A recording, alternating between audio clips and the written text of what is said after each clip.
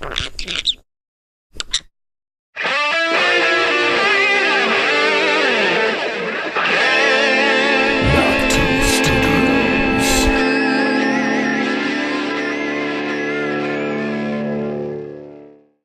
for tuning in to Game of Microphones.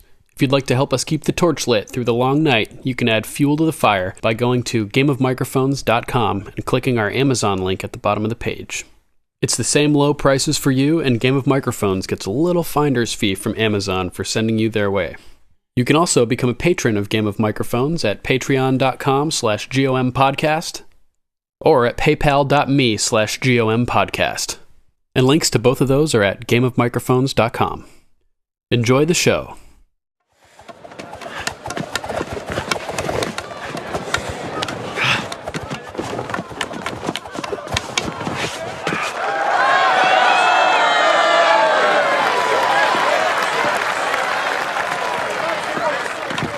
Have they told you who I am? Some dead man.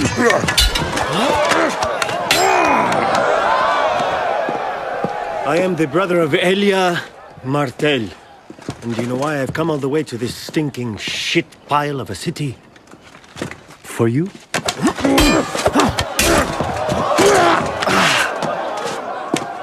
I'm going to hear you confess before you die. You raped my sister. You murdered her. You killed her children. Say it now and we can make this quick.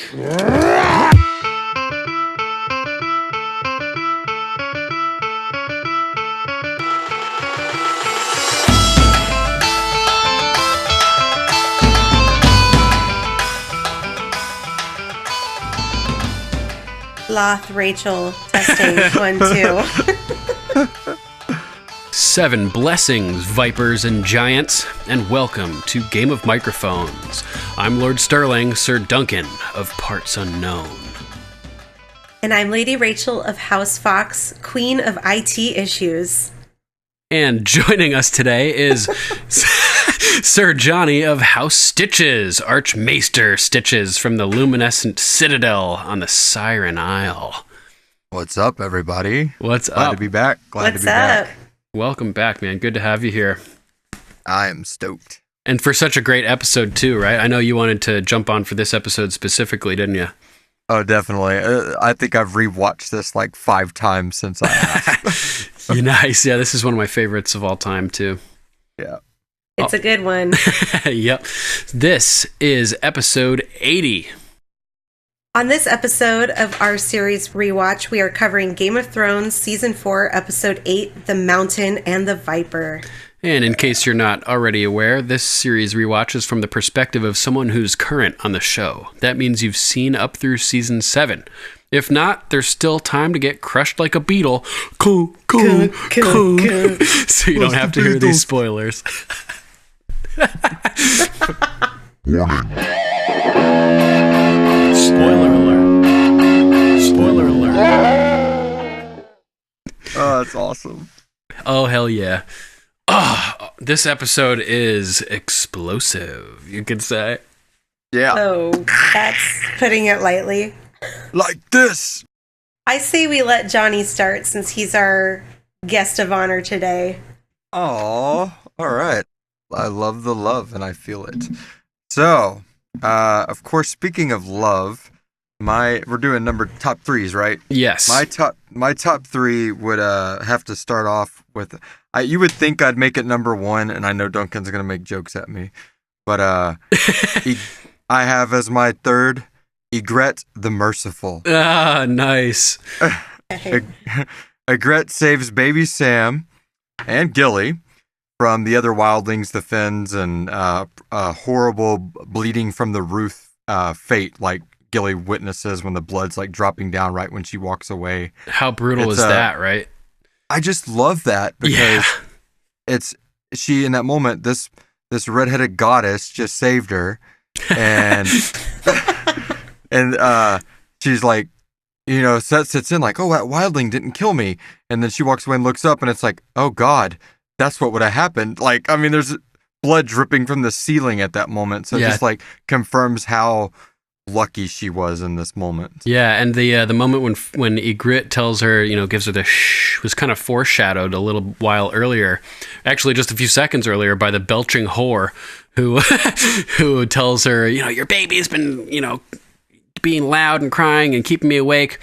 Make sure it's quiet, keep it quiet in the future. And then just a few seconds later, they're getting raided, and it's the little Sam is crying, and she really needs to keep him quiet. So it's just kind of funny. But I mean, and that possibly saved her, because I mean, think about it. What if she didn't see it or hear the baby, and one of the Thins or somebody else would have walked in? Yeah, totally. But I'm sure Ygritte might have been, we didn't see it on camera, but already been down there. Yeah, yeah, exactly. Don't worry, I already looked in there. There's nothing. Exactly. So. Exactly. Do you think maybe Ygritte maybe kind of could tell Gilly might have been a wildling? I mean, I know that the obvious reason is that she's holding a brand new baby, which is probably why most people would think that Ygritte did not kill Gilly at that moment. But do you think maybe she had a twinge of you don't look like a southerner? Yeah, maybe based on the clothes that she was wearing or something. Yeah, or maybe just the mannerisms. Why wasn't, when she opened that thing, going, she's just kind of man, I've been raped by Craster. I'm good. Just leave me alone. Yeah, she was very quiet, just looking at her what are you gonna do? Yeah, totally. I love that blood dripping from the ceiling. It's total horror movie moment as she's leans back and she's clutching her babe to her chest, and the blood's just dripping through all these different floorboards. It's not an isolated drip. It's dripping from all the gaps and the cracks between these boards. And it's a lot of blood too. We started this episode and ended it with a lot of blood. Heavy blood flow. So while we're speaking of Ygritte the Merciful, I got a note later on down, but I'll go ahead and bring it up now. Because you brought up the wench or the whore or whatever she the is. belching whore, the nasty hoe. And I tried looking her up to see what else has this person done, and apparently she's unaccredited. Whoa, that's weird. Yeah, I mean, I might be wrong on that. Hopefully, you guys can let me know. I did find somebody on IMDb, and it says tavern whore, and then there was I can't remember because I don't have it right in front of me, but one of them was the tavern madam. But when you can see who the tavern madam is, because she has a photo on She's IMDb, the one with the black and then when eye. you look her up, it's one of the other women that just get killed in the scene. Oh, man. And it might have been the other girl at the table from the beginning. I'm not sure. But my favorite thing from that lady is, you got a hangnail for a cock. Yeah. And then she's just this total bitch. And then she just gets her justice by, this ugly, horrid whore gets her justice by this warrior goddess. I just think it's a great scene. Yeah, it's amazing. Definitely deserving of the 3. They made her as gross as possible too, because after she gets up and goes through her hangnail cock monologue, she starts walking out towards the other room, and she's licking her gums. It's as if belching the Bear in the Maiden Fair wasn't bad enough from the get go. She just manages each frame it gets worse. She's nasty. Would it be weird if I said I'm strangely attracted to her? Oh God. I'm not gonna lie. One of the reasons I looked her up, I was I got to see this person in real cleaned life. up.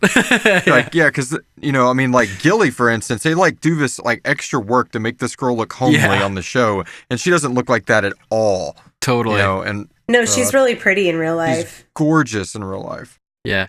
But that was my number 3.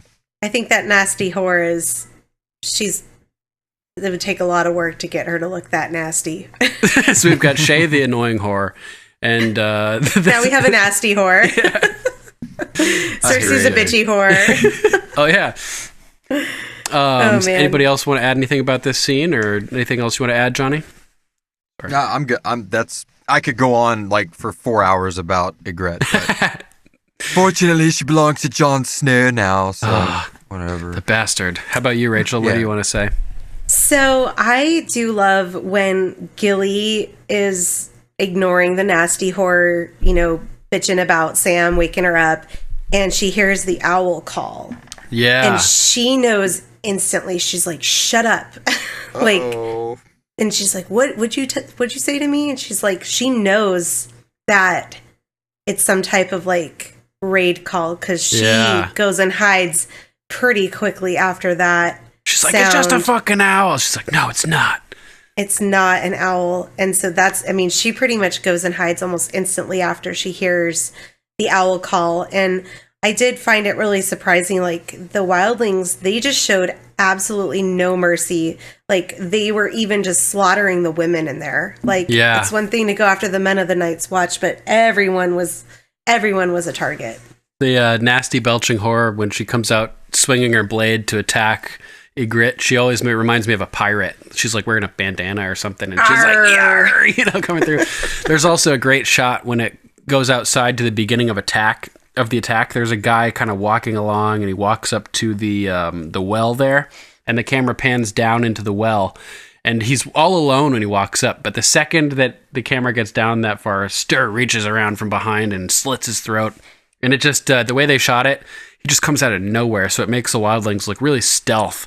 And I thought they did a good job with that shot. It's very, very well done. I always remember it, So, yeah. Well, my big thing was, what happened off camera from her, like, beating her up about the baby to, shh, you hear that? To the next time we see her is, like, charging Ygritte. Like, right. I mean, I guess off camera, unless, I don't remember us seeing it. I don't remember seeing the filthy one, like, rush out of there, like, the filthy speed. One.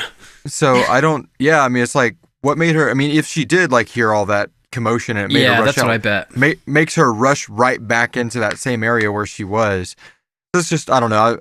Not trying to get all conspiracy theory about it. I was like, I wonder if, like, once she saw those people, like, eating it, was she there to try to attack Ygritte because she saw Ygritte go in there?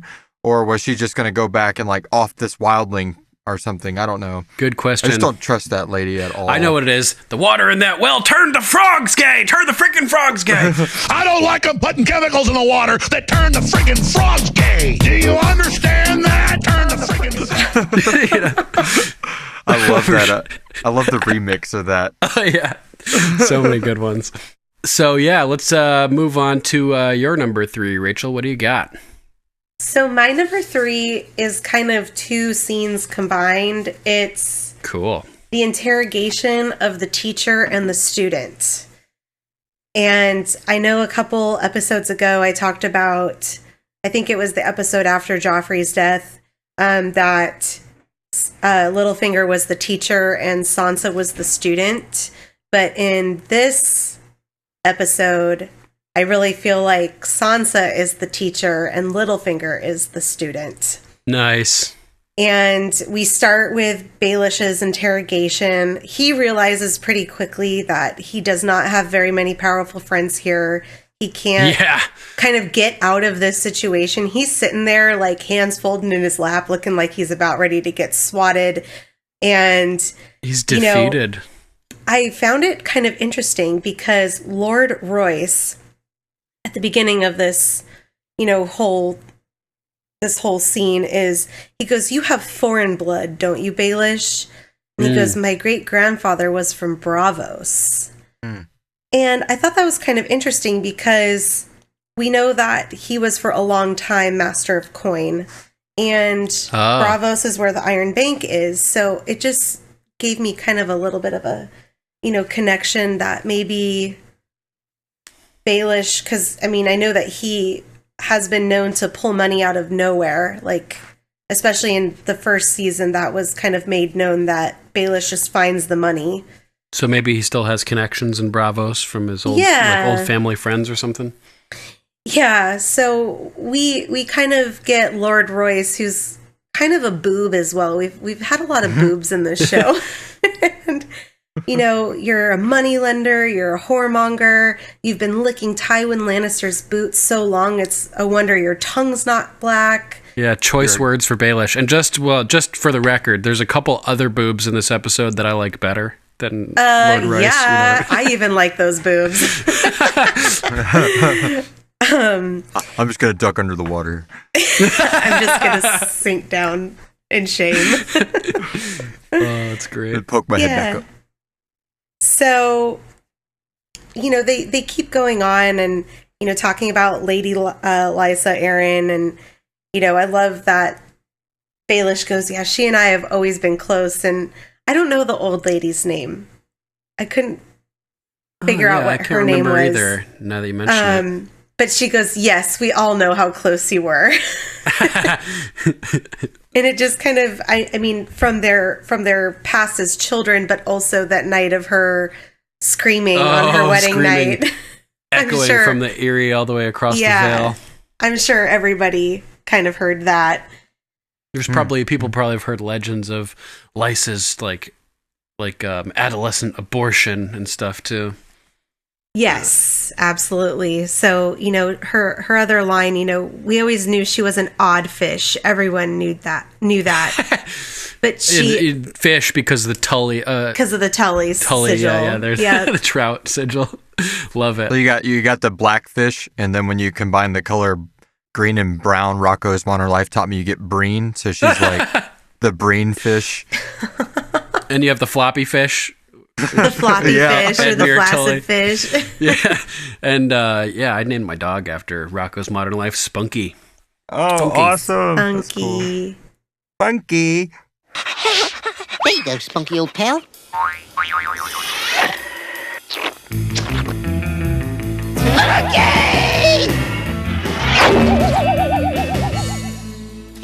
R.I.P. Spunk. Miss you every day, buddy. Every day. R.I.P. Spunk. The wonder dog. I'm gonna pour some tea for you right now, Spunk. Oh. Thanks. Homeboy. Yep. Yeah, so this lady kind of goes in, and if anyone knows this character's name, I'd love to know it, because I couldn't figure out if they mentioned it in this episode or not, and it's, I believe, the only episode we see her. So is that the one that's got ramen noodles for like a haircut? The old lady? Is that the old lady? Yes. Okay. Yeah. So she goes, she adored that boy of hers, and that's a pretty true statement. I mean, she was crazy in the fact that she was paranoid and kind of manic, but I mean, she did love her son and wanted to protect him. Right. Same as Cersei, who's like awful but loves her kids. It's her one redeeming quality. You could say that about Lysa as well, I guess. Yeah, and they're basically just interrogating the shit out of Lord Baelish, saying, it's funny that you just show up here, you marry Lady Lysa in like the first day you get there, and now she's fallen through the moon door, and supposedly committed suicide. And they reveal that they somehow know that Baelish traveled there with what they believe as, his niece, and Baelish is trying to get the upper hand here. And he goes, let me go fetch her for you, because he wants to talk to Sansa. Actually appreciate her testimony unadulterated. Yes. I just looked it up, and this actress is playing Anya Wainwood. Okay. So we've got Bronze Jan Royce and Anya Wainwood. Okay. And, somebody else over there, too. So, cue Sansa.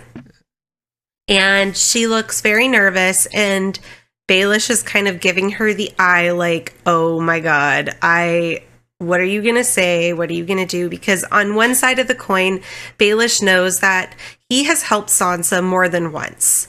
And, in his mind, he might be thinking like, Sansa wouldn't betray me. But I did frame her for murder in King's Landing for regicide. Which she's, she has a clue of, but to what extent not a good clue of.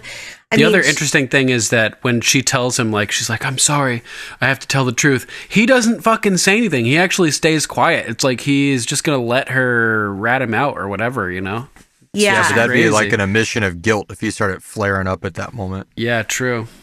Yes. He's too calculated for that. Yeah. And then on the other side of the coin, he did just murder her aunt, who, right in front of her eyes. So I feel like he's thinking in his mind, like, which way is this going to go? So, they tell her, like, we can kick Lord Baelish out of this place if you want to just talk to us personally. And she goes, like, he can stay. And Lord Royce, speak up, girl. You're no damn kitchen mouse. You're talking to the Lady of Winterfell, buddy. Yeah, but he doesn't know that Right, yet. yeah. So And, funny. she turns to Lord Baelish and she goes, I'm sorry, Lord Baelish, but I have to tell the truth. Mm-hmm. And she goes into revealing that she's Sansa Stark at Winterfell, that she had met Lord Royce when he was, escorting his son up to the wall. Just for the record, his son was the young lordling that was killed in the pilot episode, Waymar Yes. Royce.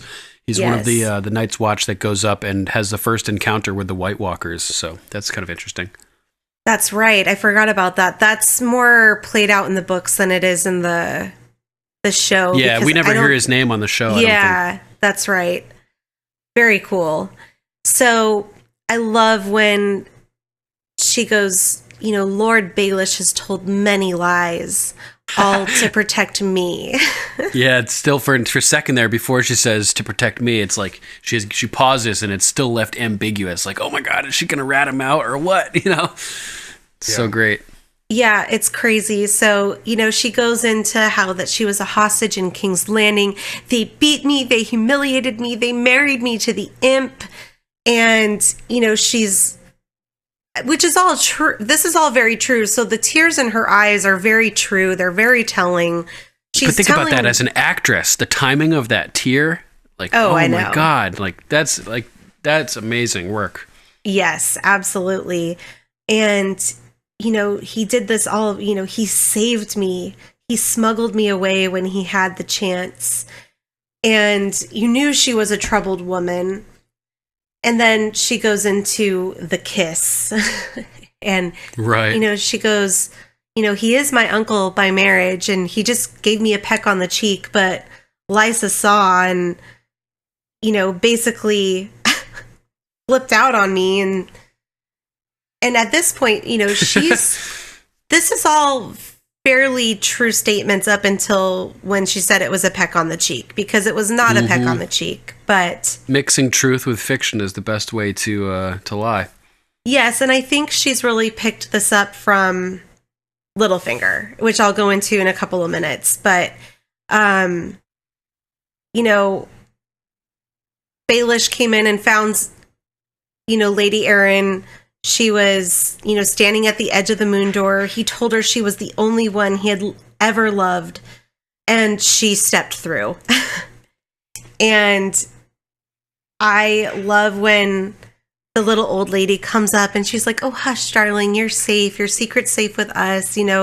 She was very troubled, and the look that is exchanged between Sansa and Baelish is just awesome, because I really feel like in this moment, Baelish knows that she is a whole lot smarter than she leads on. She's been listening.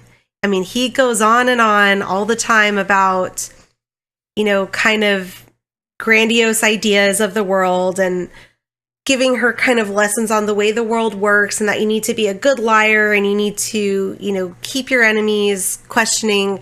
And I think for the most part, Lord Baelish doesn't think that Sansa's really listening to him, that he's just talking to an empty head.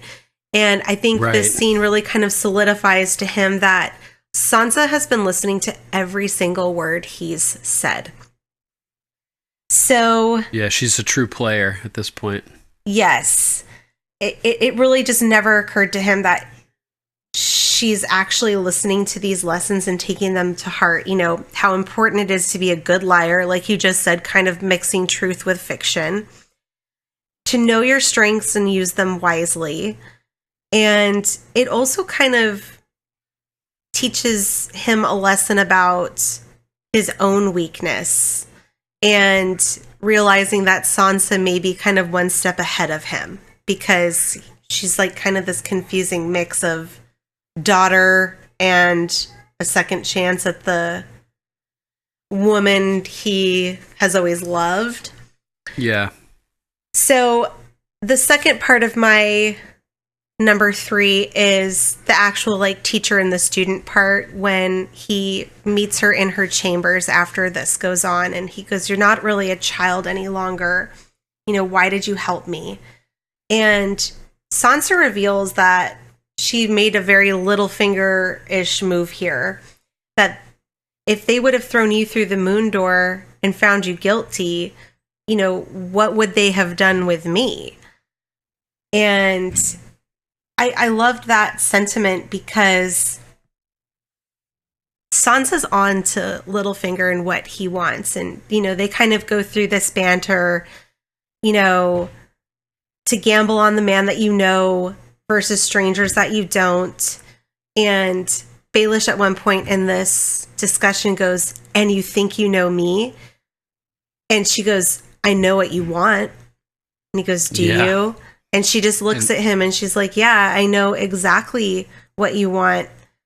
She kind of like smirks a little too. She totally smirks. Very, very slightly. Yes. Well, that's because she's working on exactly what she's going to show him later. Absolutely. Like the way she looks back down at what she's stitching right there. I know exactly what she wants. What is she stitching? It's that black gown that she's going to walk down the stairs later. Oh, that's funny. Yeah, if you look at the material in her hand, it's identical to like what she's going to be wearing in a minute. Right. Or, we say in a minute, but in timeline, that could have been like 5 hours later or the next days, day. who knows? Yeah, exactly. Because they're already like prepping to take little Rob and Aaron out at that point, so it could be like a week, 2 weeks. But who knows? Yeah, and the look on his face when we see that scene, He looks just, like, he's like, the look back on her face is just, okay, all right, it worked. Nice. She just smiles like, I got him. His face is like a wolf looking at its next meal.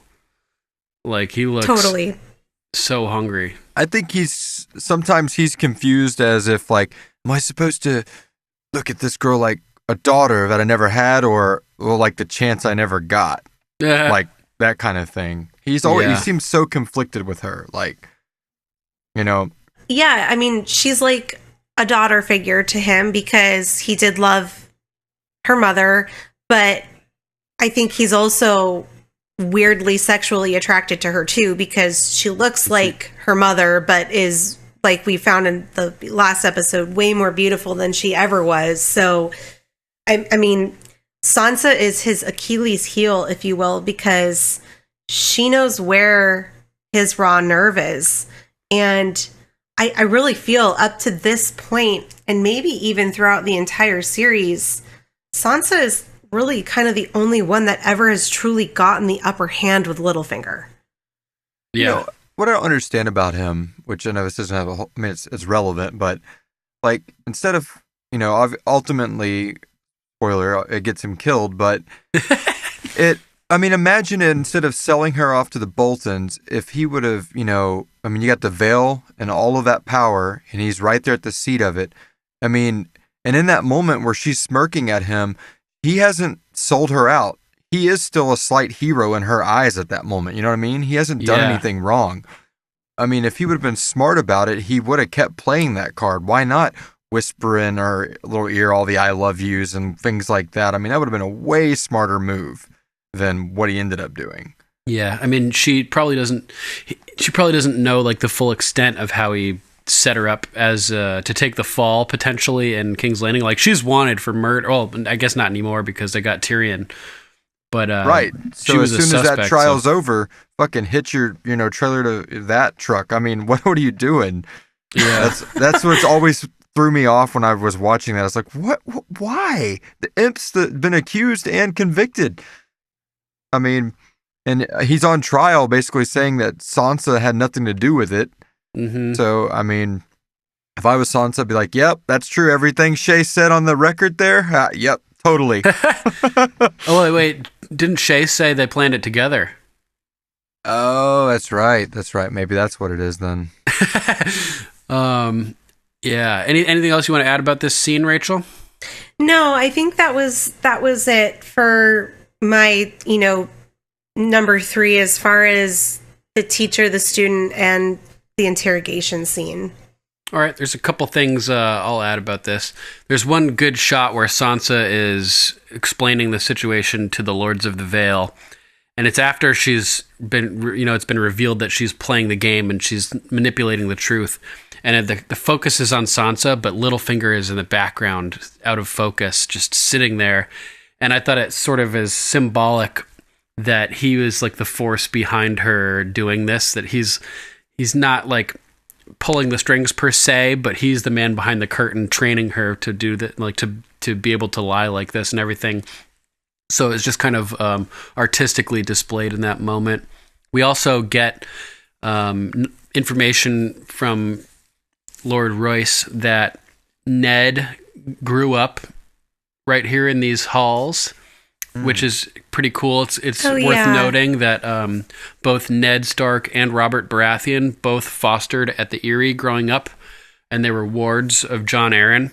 So this was pretty common for noble youth throughout Westeros, but typical to like build close relationships with other powerful houses. So before Lyanna was captured, Ned was living at the Vale, and after she was captured, the Mad King summoned Ned Stark to court, and Jon Arryn refused to send him to court, and instead marshaled his banners, and Ned, Robert, and Jon Arryn led the charge south to King's Landing to beginning the war, which eventually became known as Robert's Rebellion. So it's just kind of interesting to know that Ned did live here, and with Robert, which is, I don't know, just kind of cool, little background information. That is cool. Yeah, and we learned that Littlefinger was a ward at River Run. He fostered at River Run, which is how he knew Lysa and Catelyn, which is also a nice little tidbit. And interesting, this week, Sansa is confessing her identity to the Lords of the Vale, which sort of mirrors last week Arya's confession of her true name to the dying man. So it's just interesting that both Stark girls confessed their true identity 2 weeks in a row, whereas a few episodes ago, Bran was working to keep his identity secret and refusing to divulge information. So little parallels and contrasts there. Pretty cool. Yeah, a lot to unpack in this scene. Definitely. Cool. So what is your number 3, Duncan? My number 3 is Reek. It rhymes with meek. Reek. It rhymes with weak. Nice. And it's just that whole scene with Reek taking Moat Cailin. I thought it was really, really well done. Great acting by Alfie Allen and everybody involved. So Reek and Ramsay are preparing at a hillside near Moat Cailin, and we get a great vantage point shot where we see that there's one pathway to Moat Cailin from the north and from the south, and everything to the side is just like the swampy area. So this is like a strategic point, like almost like the Twins, where if you want to get through, you basically have to go through Moat Cailin. Kind of cool. So Ramsay has some hilarious lines talking about krakens. Strong as long as they're in the sea. When you take them out of the water, no bones. And I just thought that was a hilarious delivery, the way he said that. I have that same quote in my notes. Yes, no bones. Me too. They and collapse. It's very telling of what Theon Greyjoy has kind of become in the likes of Reek. Yeah. Yep. He was weakened, living on land to the point where he was manipulatable by Ramsay, and these guys are in Moat Cailin, and they're like weak and dying, just so super sick. Wicked sick. But yeah, I thought this was a really great metaphor by Ramsay Bolton here, talking about Ramsay Snow at this point, comparing the the Krakens to literal Krakens who would just collapse under their proud weight and slump into a heap of nothing, which is funny. So he's going him through the whole thing and telling him, reminding him who he is and what he's got to do, and he's getting him all ready to do it. And he says, "Bring me Moat Cailin," and one final time, "Who are you?" And it's sort of paralleling Arya being asked that same question last episode, and both of them answer with their lordly names, but inversely, Reek is lying by answering his lordly name, and he's essentially playing the game of faces at this moment, whereas Arya was honest last episode. Yeah, pretty funny, right? No, that's really good. That's awesome. Good parallel, yeah. Yeah, I thought it was cool. So he goes over and we meet Kenning, who's commanding the garrison, and they are sick as fuck. These guys are sick. Like, he's got sores all over his face and his lip, and he's collapsing mid-sentence and having to be picked up by his dudes. Yeah. And the books go into even more detail with like this. There's like rotting corpses all over the place. The leadership is changing every few days because everybody, the people who are running the joint keep dying. There's like not many people left, and they're in really, really bad condition. Odds are that even if they weren't flayed, they all would have died. True. So, pretty funny. Reek is telling them that he's Theon Greyjoy, and that there was honor in they fought honorably, they surrendered, and there's no shame in that. During Robert's rebellion, the way he saw his father kneel, and the guy's like, "Oh, you're spoken like a fucking, like a woman or something," and Reek starts like twitching, and and like just these like visceral reactions where he cannot handle it. He's shaking, and his training kicks in, and this is like one of my favorite little book nods out of the whole series. It's so quiet you can't really hear it unless you're really paying attention, but if you read his lips, he's going, "Reek, reek, that rhymes with meek, reek, reek, it rhymes with weak." And even the subtitles got it wrong. They quoted him incorrectly there, which you can notice if you really pay attention. Yeah, he says, my name is Reek, which is in the subtitles, but he doesn't say that. He's going, Reek, Reek. It rhymes with meek. So it's pretty funny. But just excellent acting. Like, he's got all kinds of tics, and he just looks off his rocker like a crack addict in withdrawal or something like that. And what a performance by Alfie Allen as in the depths of Reekdom. He's so good at it. Yeah, it's just amazing. So the guy gets cracked from behind by somebody else who thinks it's a good idea to surrender. And even after that crack in the head and the guy falls, Reek has one more, Reek! And Reek just like bursts out, Reek, real quick. Super, super funny. And so the guy picks up the parchment and he's like, "So this piece of paper says that we can go free if we surrender." He's like, yeah, totally. And then it just cuts to him flayed open. Missing an eye. Yeah. Oh my God, that was so horrible. And what was really detailed about that flayed scene is you could still see the blood kind of like running through the body. Oh, like, really? His skin was off, but you can like... But it's still like leaking out. He's still like bleeding. Oh, freshly dead. It's really intense. Yeah, that's super intense. Got a lot to do with the way they flay them. It's almost like they flay them down to almost just like the very last layer of skin, like 7 or 8 layers or whatever, because like she says, you can still see like the blood flow, like not pumping, but working its way, like not just splatting out everywhere. It's working its way through the muscles because all the muscles are still intact. Right. So the heart has stopped beating, but gravity is like just drawing it out through the exposed surfaces. Slowly. It's super gnarly. So the mission is successful, and this earns Ramsay some good stuff here. But we like to mention the transitions on this show, and this is a great transition from being alive to being flayed. Worth mentioning. Oh, yeah. Well, the other thing is what he says when they're standing at the flay man, which is that, what are we without our history? Yeah. And I love that quote because, he's at that point, he hasn't gotten it yet. He's still a bastard without a name, so he's honoring these traditions right now that he's of a bastard household. I mean, he's not a Bolton at that point, but he's still honoring the flayed man or whatever. And I think it's even funnier because it's just a big jab to him, like, what are we without our history? Oh, that's right, you wouldn't know because you're not Theon anymore. I took that away exactly. from you. He stripped Reek of his real history. Stripped That's him of very his history. good. Yeah, I have that in my notes too. It's awesome. Really, really funny. He's such a sadist. It's hilarious. I hate him. Yeah, totally.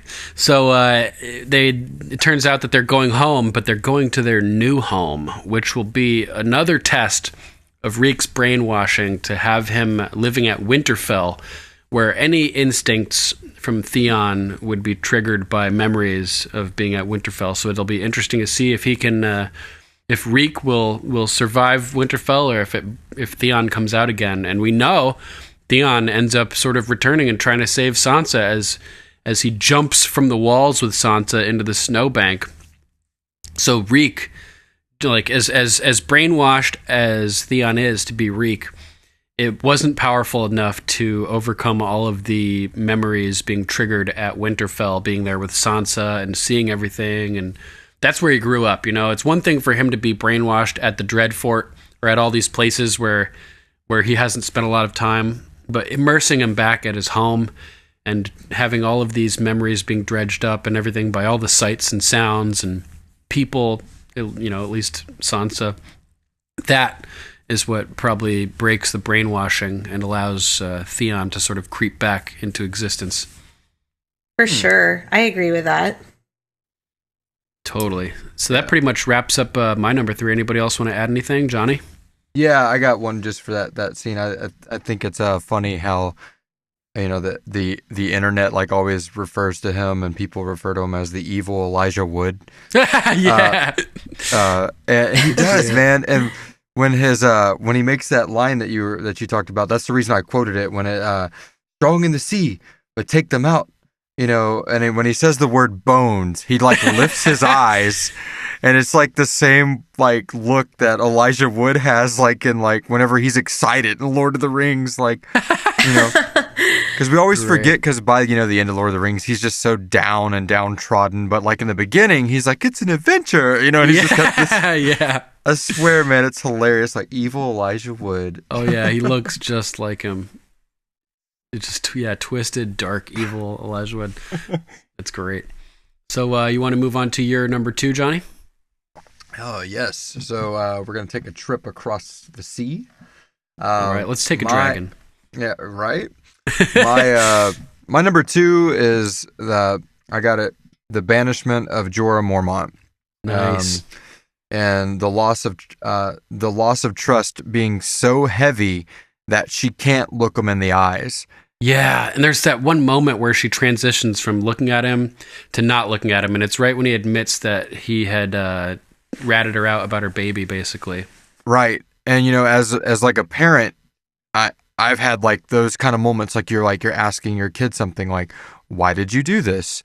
And they're kind of him-hoing around it, trying to almost make it make sense, and then when you're like, that's not a good enough answer, and they finally give you the answer, and when it is, it's just so much more like worse than what you thought. I know, and you told me about it. You banished your kids away too, just like Daenerys. Like, oh man. Well, so you just like start staring at the ceiling, because it's like, if I look at you right now, I swear.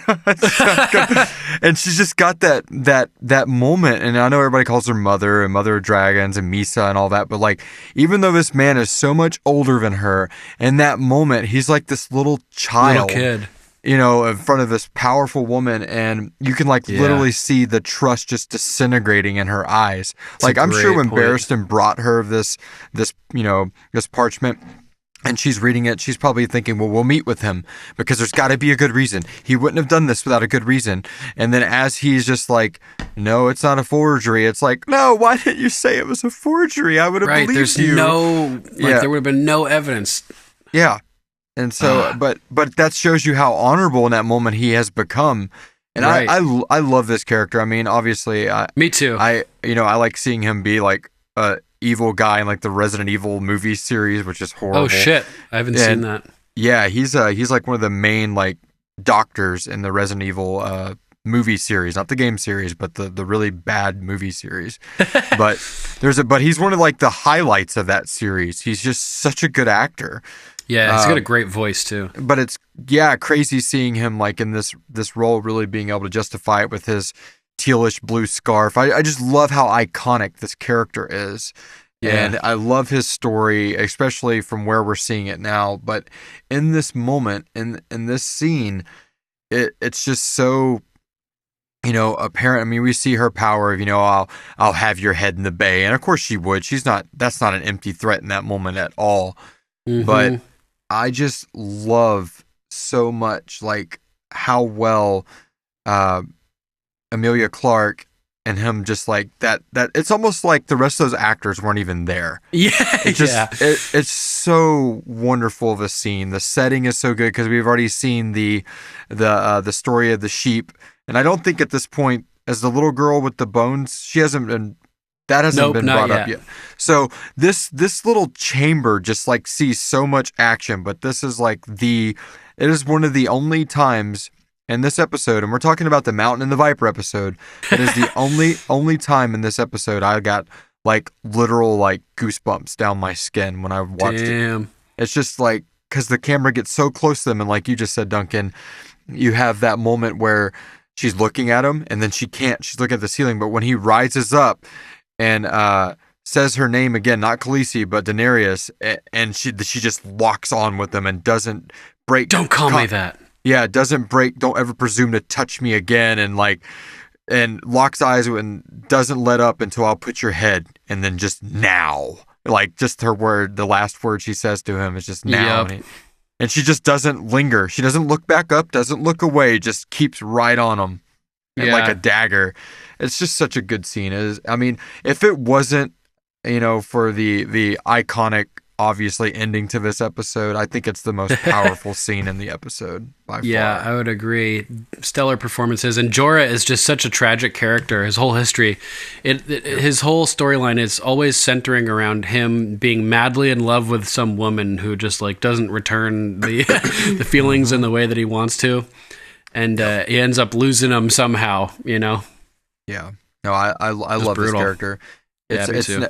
Unlike Oberyn, who obviously gets beat up a lot. Him and Dorne being, I guess, underutilized in the TV show versus the books. Yep. But I don't feel that way about Jorah at all. I love Jorah in the show way more than I do in the books. Yeah, same here. And I just think in the books, he just comes across as like a creeper a little to more me creepy. in the books. Yeah, a little more. And in this one, he just, even when he's not near her, like later when we get like the Tyrion Jorah arc and all that kind of, he's just, there's not a bad, and then when they're going up north of the wall, there's just no bad scenes with this guy. Yeah, Ian Glenn, man, nails it. They could not have cast Jorah better. No possible way. But that's agreed. My number 2. Nice. Anything you want to add about that scene, Rachel? Yeah, I do. This is actually my number 2 as well, Johnny. Great. So, I want to backpedal back to when Barristan hands him the sigil or the scroll. Is that the Hand of the King stamp? Seal? Yeah. Good question. I didn't notice.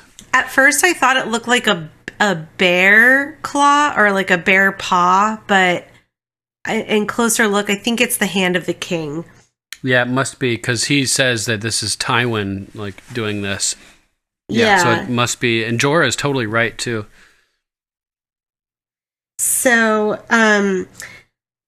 I thought it was interesting because we discover that it's a royal pardon signed by Robert Baratheon. And this part of the show, Robert Baratheon is dead. So my question was, did Jorah send the royal pardon that he received back to King's Landing? Because it seems like it's the original royal pardon if Robert Baratheon signed it, or do you think it was a forgery? So he had received one?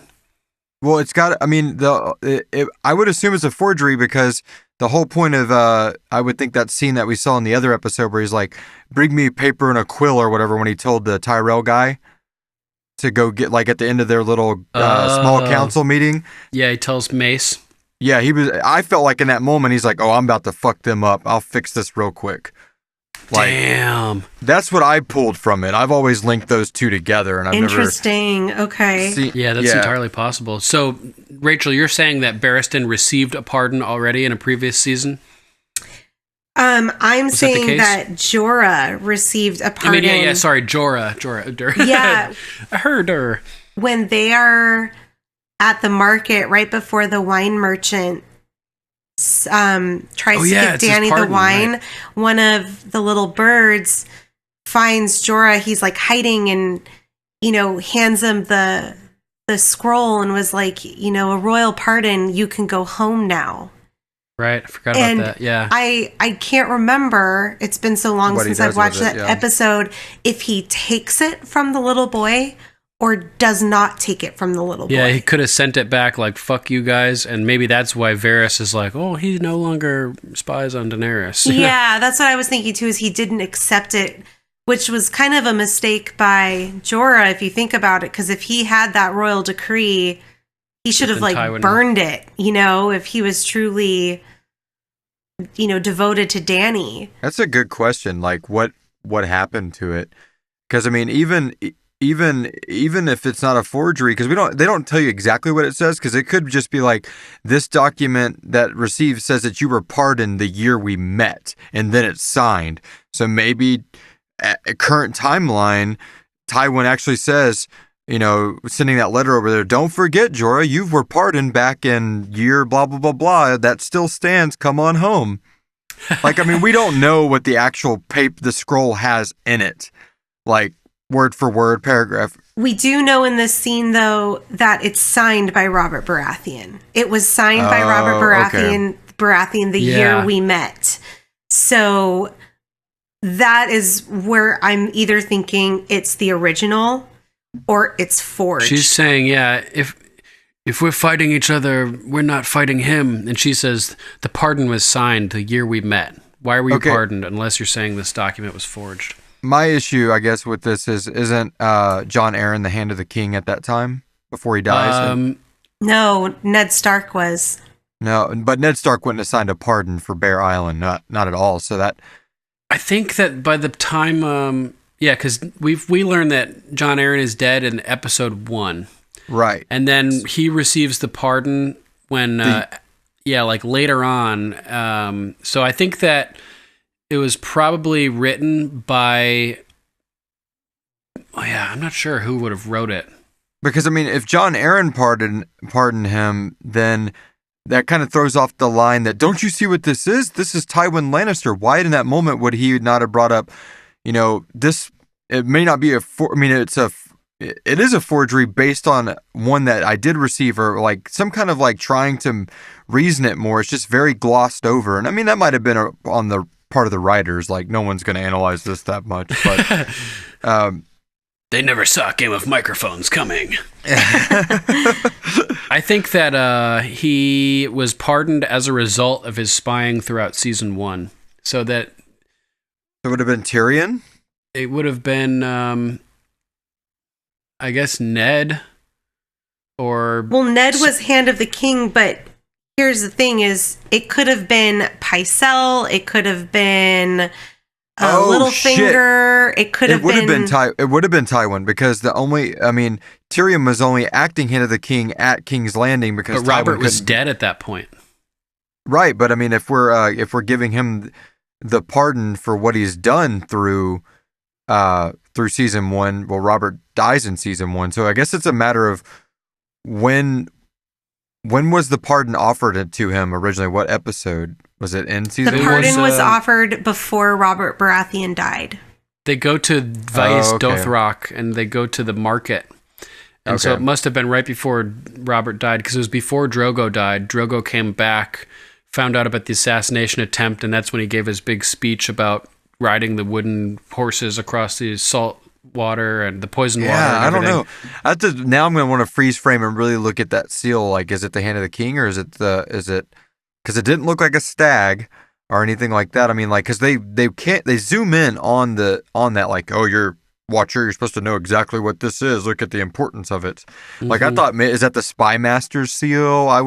Maybe it was resealed more recently to send, but probably written during Robert and Ned's tenure, I imagine. That's what I'm thinking. Maybe it's just got an addendum on it, like folded in there, like from Tywin. Love Tywin. And that's why he's like, don't you see this is Tywin? You know? Exactly. Yeah. Because if it was pardoned by Ned Stark during Robert still being alive, it just doesn't really make sense that, don't you see this is Tywin? Like, it's kind of weird to bring that up, like, because we saw Tywin get the piece of paper and say, grab me a quill and a piece of paper. So it's like, did he want to put something else in there to reiterate? Before you get too trusty, Mother of Dragons, how about this? You know, this is the original document that I sent to or that was sent to him years ago, that kind of thing. Like maybe it's interesting. Like a smaller piece of parchment wrapped up in it or something. I don't know. In any case, Jorah is totally right, which makes this scene like all the more fucked up because Jorah ends up leaving Dany's service. So Tywin like effectively executed this plan and was able to split Dany from one of her, her top advisors. It's really fucked up. So it's a big loss all around. A loss for Dany of her closest confidant. A loss for Jorah of like everything. A loss for the chances of overthrowing the Lannisters in King's Landing because this weakens Dany's position significantly. He was one of her her head strategy guy, and Barristan is not known for being a person, a strategic advisor. He just like follows orders, does what he's told. He was never like a strategy guy, so it really puts Dany at a significant disadvantage, and it's just a loss all around for a lot of people. It's brutal as he rides off into the sunset. Oh, by the way, Duncan, he's riding a Frisian. I know we've talked about that, but what's a Frisian? The Frisian is that black horse with like the feathered feet and the really high set neck that we talked about. Oh. One of the first episodes I recorded with you. And I told you that they appear often in the show. And so I just wanted to note that he is riding a Frisian, riding off to Marine. Nice. Yeah, they all blur together for me. Good catch. Good catch. So, some of the other stuff that I liked about this scene is, Barristan being kind of noble. I wanted to tell you first, man to man, instead of going behind your back. It's kind of like a dig at him going behind Dany's back. And Batman's a noble guy. Yeah. Yeah. I have written when he gets a message for Batman. Maybe that's what the seal was. It was like a bat logo stamped on there. It's definitely some type of hand or like bear paw or like some type of hand for sure. But, Jorah's like, let me speak with her in private. And he goes, you'll never be alone with her again. And I just loved that sentiment. Like, I came to you. Not on my watch, buddy. I don't trust you, Yeah. Like that stage is over. Yes. So. Well, yeah, he still sees him for all of his crimes. I mean, even though they're getting along now, I mean, they didn't right off the bat for a reason. We got a man of honor and a man of dishonor standing next to each other. Yeah, basically. Yeah, it sucks. Yeah, and I mean, when he's standing in front of Dany, I mean, he's being honest in that moment. He's like, I sent letters to Varys, the spy master of King's Landing. He's so ashamed too. It's hard for him to even say it. Yeah, but I think really this is kind of the worst thing that could have happened to Dany. I think it puts a lot of doubt and mistrust into her mind about the people closest to her and their motives for being there. Yep. Sometimes the worst thing you can do is sow seeds of doubt in people. Yeah. Sometimes it's all it takes. Exactly. And it's kind of the worst thing for Jorah to happen to him too, because while this happened a while ago and yes, he was spying on her, he has since completely devoted his entire life to being where she is. He's clearly in the first season, he wanted to go home because he wanted a royal decree back to King's, back to Westeros, which he inevitably turns down. And he's sitting in Marine with her right now, like living his life, serving her. Right. He turned down the pardon and stayed. Like at this point, his allegiance is true. Which makes it all the more sad. Yeah. It sucks so bad. I think in hindsight, he should have probably told her when the wine merchant, or maybe a little bit after the wine merchant, and just said... After she cooled down a little bit. Or that. Like maybe even after the baby was born, because he didn't end up surviving, and just say like, look, there's something I need to tell you. Just in full disclosure, I used to send letters to Varys. It was nothing really specific other than like where you were and what you were doing and what was going on kind of you were a stranger. I had no allegiance. I wanted to go home. Yeah. Once I learned who you were and saw what you became, like everything changed. Everything changed for me. Believe and me. I'm devout to you now. And I know that this may string some doubt into your mind, but I felt, as far as full disclosure goes, I need to tell you this because I don't want it ever to come up and have you not trust me. So I think if he would have maybe done it, but it's like, when is the right time to do something like that? So I understand why he didn't do it. Never. It's never a good time. Because he's fearful that this exact thing she'd would react. happen. Yeah, just like she did. But I think Dany, back in those earlier days, may have been more receptive because she wasn't as powerful. So I think he kind of missed the boat, if you will, on telling her, and then he just kind of bowed his head and prayed, hoping that it would never come back to bite him. Yeah, at this point, it's been so long that if he told her, she'd be like, and you've been fucking lying to me this whole time? Yeah, Yeah, and it's been quite a long time. Months ago. Yeah, it's been... And speaking of the timeline, we learn by Baelish that it was 20 years ago that Robert and Ned rode on King's Landing from the Vale. So that means it's been 3 years since the pilot episode of the show. Oh, interesting. So that's how long they've been together, basically, at this point. And what year was he? Was he banished during the rebellion, or before, or after? Like right after?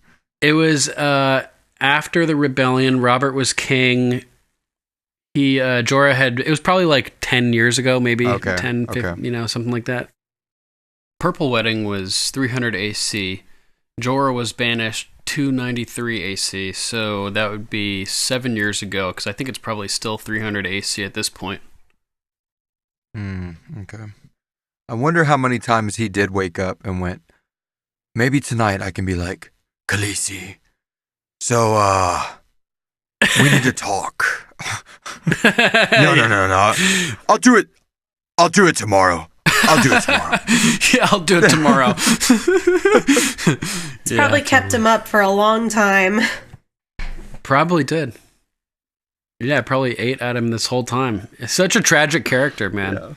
Yeah. Such a tragic character. So he goes into, or she goes into, you sold my secrets to the man who killed my father and stole my brother's throne, and you want me to forgive you? And he looks at her, and this is the hardest part for me to watch from Jorah's perspective. He goes, I have protected you.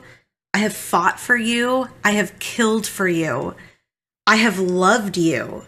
And she goes, love, how can you say that you love me? And it's just, we know that Jorah's in the friend zone, but he brings all of these really poignant pieces to Dany, saying like, it's so brutal. Yes, I did when I had no allegiance to you and hardly even knew you apart from being this Targaryen girl and wanting to go home, to now the daughter of an insane person. Yeah. I just, I mean, I've done all these things for you. How can you just not, how can you throw that all away and just completely, in her words, what does she say? If you are found in Marine past break of day, I'll have your head thrown into Slaver's Bay. Nice little rhyme there, too. That's true. Yeah. And didn't she, was it the last episode or the episode before where she was just like, oh, make sure you tell them that it was your ideal. You're so great, Yeah, last episode. Yeah. Completely. So that, I mean, that kind of wraps up my number 2, along with the points that Johnny made. So, Duncan, do you have any more points on this? That covers it for that one for me. Cool. Right. So what's your number 2 then? My number 2 is Beetlejuice. Yes. AKA Orson the God Invalid. So this is a really interesting scene where Tyrion is preparing for his trial by combat. And I've heard a lot of people over the years try to analyze this scene to figure out what they're talking about with the beetle story and why it's significant. Orson Lannister. Yeah, Orson Lannister. So Tyrion, one of the first things he says, he's drinking wine. And he says, wine always helps, which is funny because later during the trial by combat, he tells Oberyn, why are you drinking? That might not help. Don't drink. I always drink. It might not help. And it's like, wait, you said it always helps just a little while ago. So make up your mind, Tyrion. I guess it always helps him, but maybe not everybody else. So he says, trial by combat. Deciding a man's guilt or innocence in the eyes of the gods by having two other men hack each other to pieces tells you something about the gods. And he's basically saying that the whole process is illogical. Right. And he's implying that the gods aren't operating on logic, or at least not logic that he can understand. So he's hanging out with Jaime, and they're talking about the Red Viper, and you don't get a name like that unless you're deadly, right? And so they're talking about him. It's kind of funny, wondering what the punishments are for regicide, and they're talking about different words for different types of family murder, which is great. Fratricide, nepoticide for killing a nephew, fratricide for killing brothers. Although I think nepoticide might be just general for family killing. Sirenicide. Yes, Sirenicide. featuring us. Filicide for killing your sons, like you may recognize in Nomine Patri Filii e Spiritus Sancti from Christianity. Name of the Father, Filii with the Son, and the Spiritus Sancti, the Holy Ghost. So filicide is from the Latin filius, which is son. Killing your son. And then they go matricide, killing your mom, patricide, killing your dad, infanticide, killing babies, suicide, killing yourself. And then they realize, Tyrion's like, there's no kind of killing that doesn't have his own word. And Jaime immediately says cousins, which harkens back to when he was being held captive by Robb Stark, and he murders his cousin to get out and try to escape. Oh, good. Yeah, I have that in my notes too. Nice. So that's weighing on his conscience there. Yeah, he's probably been thinking about this before, like, thinking about whether or not there's a technical term for it. Huh. Because he has, he's a kinslayer, he's the kingslayer. People call him things, so he's probably figuring out what would they call me if they knew I killed my cousin. I wonder what the Latin word for cousin is. He knows that there's. Yeah, I can't remember. So it's a pretty good scene. I like that callback. It's obviously, like you said, weighing on his conscience, and that's when Tyrion brings up his cousin Orson Lannister. A wet nurse dropped him on his head, left him simple. Used to sit in the garden all day, crushing beetles with a rock. Nothing made him happier. So Tyrion was so curious about like why he was doing this and why was he smashing all those beetles. And there's a number of explanations. I think it's kind of funny. It could be interpreted as meta commentary about George R.R. Martin, who kills all of his characters indiscriminately, even the ones we like just like a simple kid just smashing beetles with a rock, whichever ones he can hit, torturing us, leaving us wondering why George, why Orson, why are you crushing these beetles? Why are you killing our characters? Why? So that's a kind of a cool interpretation. And then Tyrion has some gems of lines throughout here. He says he's asking Orson, why are you smashing all those beetles? Smash the beetles, smash them. And he says, I was the smartest person I knew. Certainly, I had the wherewithal to unravel the mysteries that lay at the heart of a moron. Which is funny. He was talking about how Oberyn has an abundance of confidence in himself, and he mirrors Oberyn here by having so much confidence in his own intellect, right? Which is just kind of funny. So they're speculating more about Orson, and he's talking about the details of like it wasn't mindless. He could tell that he had his reasons. Like his face was like the page of a book written in a language that I didn't understand. And he was reading books and listening to history lessons, and all he could think about was Orson's beetles, and he couldn't figure it out. And he had to know because it was horrible that all these beetles should be dying for no reason. And Jaime says, every day around the world, men, women, and children are murdered by the score. Who gives a dusty fuck about a bunch of beetles? Dusty fuck is a great little line there. The visuals. Another interpretation of this is it could be a reflection about the illogical nature of gods and the way that they choose the fates of the people, meeting horrible ends irrespective of their merits and their lives and their accomplishments and their deeds, like Ned Stark, who is, by all accounts, most accounts, an honorable guy who meets a brutal end for no reason at the hands of the cruelty of the gods. Or it could be a reflection about the futility of existence and the fallibility of man in the face of uncontrollable forces of nature and reality, where no matter what you do, you could be struck down at any moment. It could also, the way that Tyrion's trying to figure it out, and he's wondering, like, why are the gods so cruel and indiscriminate? Why is Orson doing this? It could also mirror the way that they say that humans could never know the mind of God, how it will always be beyond the scope of man, and you can try to interpret it, but you'll never be able to grasp the meaning because they're thinking on, like, the God would be on a whole, like, cosmic, omnipotent level. And there could be meaning, maybe there isn't meaning. It could be random, it could be logical, but either way, it's outside of your scope as a human.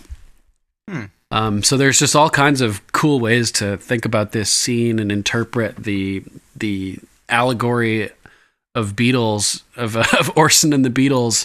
And did you guys have any interesting ideas for what they could be talking about here? All right. It almost made it into my top 3. Like, if we would have had a top 4 or 5, it would have definitely been in there. So, nice. When I first saw that scene back when it originally aired, because by this point, I think I'd said this before in our previous episode I was on, like, I think we only binged the first season, and then we started watching live either in the middle of the second season or right at the end of the second season. And I watched. Nice. And this was the first episode I watched live, as everybody knows. All right. So, what a good one to start with. But I know, jaw just dropped at the end, just hanging there for a few minutes. So my big thing was looking up the same thing, and I kept finding all of the people trying to say, well, here's Tyrion reading books, which teach you logic, but instead of him concentrating the books, he's still trying to find out the logic of the simpleton and all of that. And like you just brilliantly explained, I never pulled any of that from it. Like, thank you. My look from it always, because everybody kept analyzing that, and I'm like, okay, then the roly-poly. Like, we can see the dust of the beetles because of what Jaime says and what Tyrion says his dreams were full of. But in our frame, right there on the camera, is him messing with this roly-poly, okay? This pill bug or whatever. And it's like, well, why are they concentrating on that? And then he sets it free at the end, and I thought it was just this massively awesome parallel. Here you have two quote-unquote misshapen or deformed Lannisters, one by a wet nurse, the other one by the cruelty of birth, you never knowing what's going to happen even though you're Targaryen. Anyway, but but be it as it may, you had these two Lannisters that were different from the stark, beautiful blondes that roam their, Casterly Rock. Here's these two, probably, bastards of the lineage. And one's crushing beetles like there's no tomorrow for no reason at all. Just this total, not just a simpleton, but just an evil simpleton at that. Just angry at something.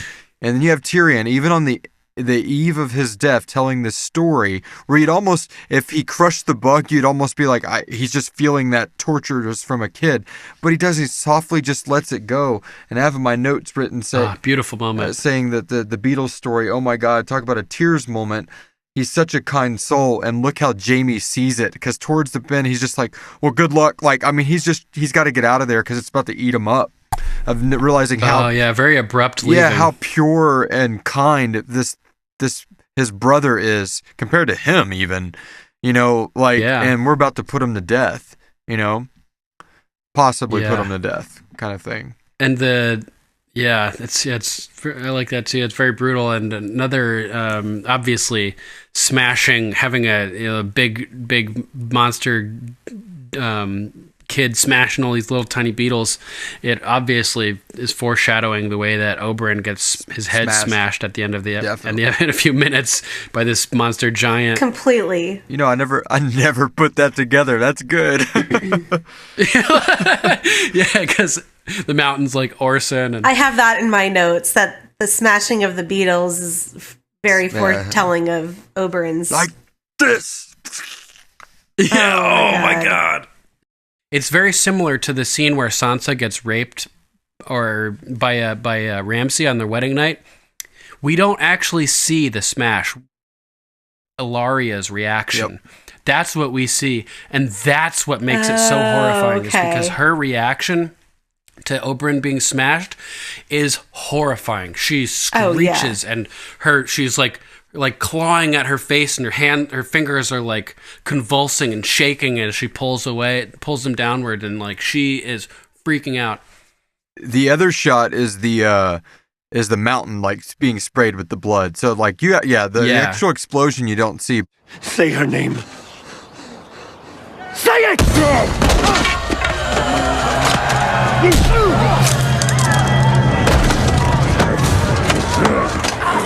Oberyn Martell. I killed her children. Then I raped her. Then I smashed her head in like this.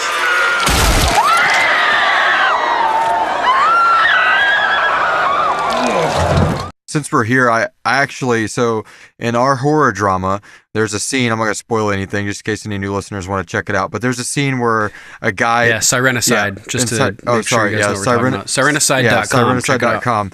But in season 3, episode 4, we have a scene where a person that remains nameless here gets their head smashed in.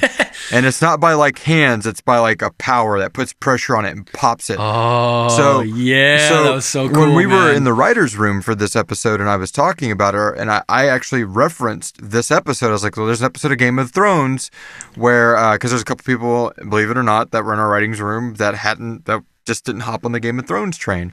So I actually pulled the episode up and I said, now watch this, guys. I'm going to fold the laptop down, and actually I was showing it to one of the guys that hadn't ever seen it. It might have been my phone. And I was like, we're not going to watch the scene. I just want you to listen to the scene because we're an audio drama, not a visual drama. Yep. Right. I was like, listen to this sound effect when this guy's head explodes. And I said, this is what we need for what, and so I used this episode as a reference for it, and we went through and we did so many, in this booth I'm recording in, which is funny, so many different things with oranges, with rotisserie chickens, like squishing them, I kept playing that, trying to get that pop. And even today I was at work and I turned on HBO Go on my phone, and I can't watch HBO while I'm at work, but I flipped it. You can close the app and it'll still play. You just can't watch it. And so I actually listened to that last scene again of this episode like a few hours ago before we recorded. And I was right in the middle of writing something and it still made me like my pencil like skip for a second when it happened. It's such a good sound effect. You guys nailed that sound too in that episode. I remember commenting on the Foley work. Yeah, it was but if it wasn't for I rewound it like 5 times, honestly. How did you end up achieving it? It actually was it's the chicken. A chicken. And almost every nasty sound in our show is literally a perfectly tasty Kroger rotisserie chicken that's like just like a day old. Like we put in the refrigerator and we bring it in the booth and it's got like when the grease jellifies and that kind of thing. It's a little and slimy. We just like right here on this mic we just and gross. go back. Yeah. Yeah.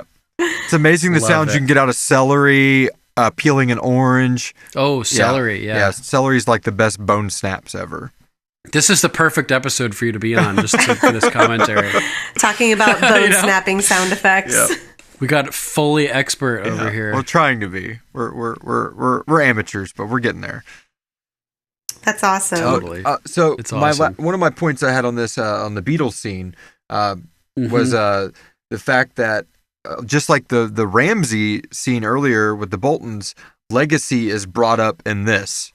Like this between the brothers, like their legacy and father's legacy and all that kind of stuff. Like it's such just like an undertone. It feels like in this episode of, here's Tyrion possibly ending the, if he doesn't take the black and all that kind of stuff, and all the fairy tale thing that we learned in the other episode doesn't happen, which isn't, as of right now, going to happen. And then you got the Boltons on this beautiful side looking through the north. What do you see? What do you see? And Total it's like, opposite. Here's your name, my son, Lord Ramsay Bolton, that kind of thing. And it's just crazy, the parallels between that. And speaking of that, I looked up the Latin word, and it looks like it's cognata. Cognata. Yeah. So I guess it'd be for cousin? Yeah, cogicide or cognicide. Cognicide, maybe? Cognaticide? Yeah. Stigmata. So there you go, Jamie. Fucking righteous. Yeah. Yeah, I don't know if you... well, we haven't released the last episode yet, but there's a scene where Tyrion and Jaime are talking, and he's like, imagine if you decided to be my champion. We could snuff out the Lannister line in one swing of the sword, putting you to death and me being, killed as a result. It made me think of Butch Cassidy and the Sundance Kid when they go out in a blaze of glory at the end. Yeah, or Devil's Rejects. Oh, yeah, classic. Yeah. So anything else you guys want to add about this? I think I'm good. The Beatles? The only thing that I wanted to add about the beetle scene is when Tyrion said, Father droned on about the family legacy, and I thought about Orson's beetles. It was horrible to see all these beetles should be dying for no reason. And then, you kind of fast forward to his dream, and he goes, I dreamt that I was standing on a beach made of beetle husks as far as the eye could see. I woke up crying, weeping for their shattered little bodies. And it was really foretelling to me because, later, very close here, we know that Tywin gets killed, but Tywin is the catalyst for a lot of deaths that have occurred in this show, whether it be for war or for main character's perspective. So I found a nice little correlation between the beetle husks on the beach for as far as the eye could see to like basically all of the dead bodies that the Lannisters are responsible for, and Tywin being the head of that household. So I just kind of liked that. So Tywin's like Orson in that situation, kind of, in a way, like I get that's good. Earlier on, Tyrion does say, like, there was something happening there. He had his reasons, and I became possessed with knowing what they were.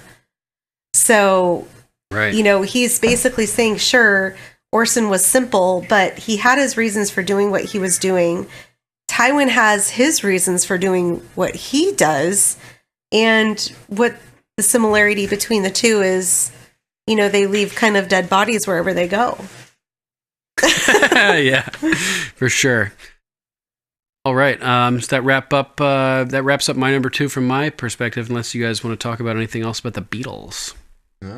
I think we're good. Someone grab Ringo down from the ceiling.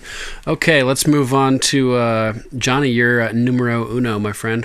My number 1 is titled The Monsters Gain Large Victories. And I have the Mountain, Ramsay Bolton, Baelish, the Wildlings, the Thin specifically. Great point.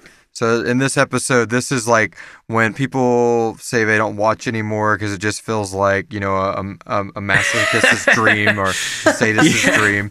This is one of those episodes that's just there's a lot of beautiful moments, like the way Winterfell looks when they're approaching it, but look what they're about to do to it. Missandei. Yeah. Okay. I guess that would be that'd be it. Beautiful moment. Yeah.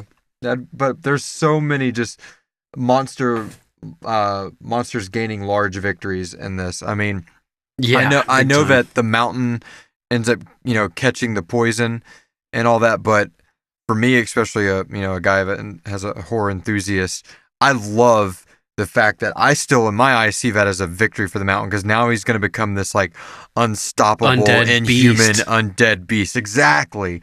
And I love that. And I like the fact that, it's so much more than him just, busting the Red Viper's head open. And speaking of that, and you guys might know this more, is this the first time the words Red Viper are used on screen? Yes. Okay. They are. Because I know in the book it's all over the place, but when it kind of stood out when I was watching this episode, I'm like, they're not calling him Martell. They're like Red Viper. It's like, man, they're saying that a lot. I guess to drive home the title, The Mountain and the Viper, just in case you don't read the books and you don't know what the hell that means. So I thought that was kind of cool. Another monster with a victory, you could say, to add to your list would be Tywin. Yeah. Sabotaging Dany and Jorah. I just love Tywin too much to make him a monster. Oh, to call him a monster. Dude, Tywin is in my top 5 favorite characters of the series. I love him. Understandably. He's a baller. Man, yeah. How about him in the books, man? Oh, yeah. On horseback with his giant clasps for his cape, Yep. the shape of lions on his shoulders, like 6 inches tall. Yeah, and his giant red gold cape that drapes over the entire back of the horse all the way to the ground. Yeah, whenever you see those memes, they're like, this is what Tyrion looks like in the books. This is what he looks like on the show, But whenever they get to Tywin, it's like, yeah, look at that. Yeah, Holy look at Tywin. crap. Like Imagine the way that guy looks with the actor's voice. And it'd be like the perfect Tywin. Just merge them. Yup, totally. Yeah, Tywin's a great character. But that's pretty much, we've talked a lot about those. It seemed to be a overarching theme throughout it was, they could have made this. Yeah, I love stuff like that. The name of this episode could have been of, the monster's victory, and it would have just been perfect throughout. Yeah. Totally. I agree. 100%. Good catch with that. What about you, Rachel? Anything you want to add to that, or you want to move on to your number one? No, I agree, though. I kind of picked up on that theme, too, that a lot of the sadists in this show have kind of defining moments in this episode. So really great catch, Johnny. That's not a part of my themes or number one. Joffrey not being there. Yeah, exactly. But it's definitely a very large vein that runs through this episode for sure. So great catch. Yeah. So my number one is the trial by combat. Awesome. Yeah. And I just couldn't, while this was kind of the name of the episode, I just couldn't go without having this in my top 3 this episode, because it's really Oberyn in this series is a shining bright light, and he burns very brightly. He's a shooting star. Yes, and he kind of goes out as dramatically as... You could say he's the red comet, you could say. Game of Thrones. There you go. References. I like that. Red Viper. Yeah. And, that's good. So I just felt that he should be kind of my number one as kind of a farewell to really...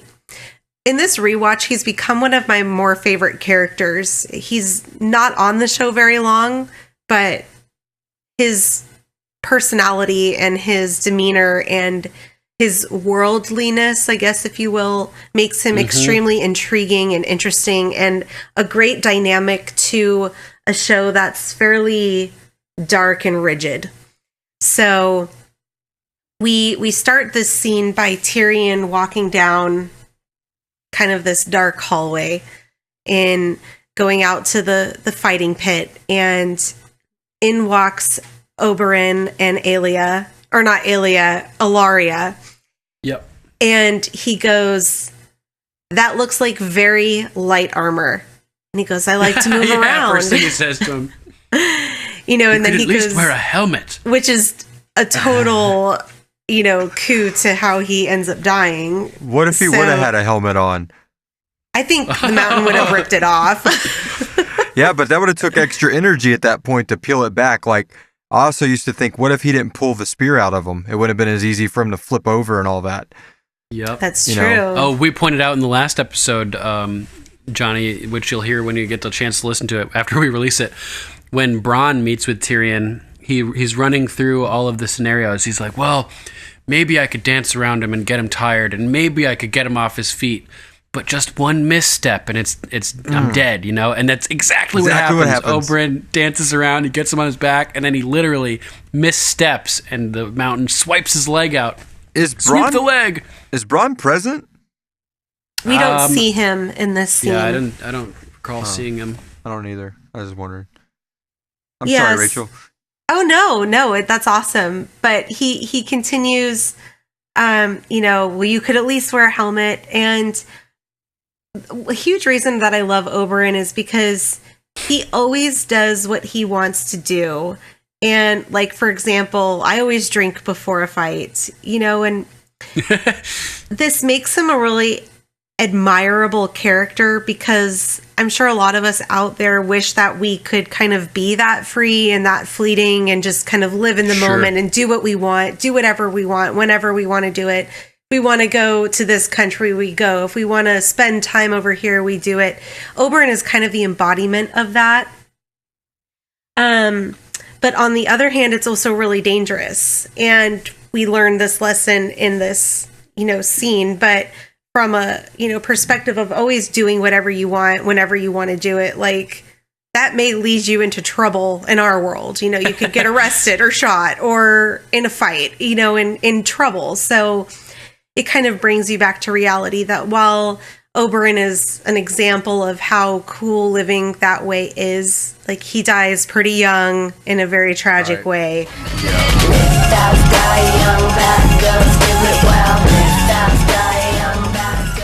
So he looks at Ellaria and she's like, you're gonna fight that? He's like, I'm going to kill that. And yeah, great line. She goes, he's the biggest man I've ever seen. And he goes, size does not matter when you're flat on your back. And Tyrion goes, thank the gods. Talking about his whoring, I think. Yes, exactly. Awesome. So we again just kind of see that Oberyn is very relaxed. He's very confident, which actually we talked about this scene earlier with Jaime and Tyrion, but Jaime makes that notion that Oberyn's very confident, and Tyrion basically goes, yeah, you think? He's like way too confident. Yeah. And to that extent, Oberyn goes, today is not the day I die.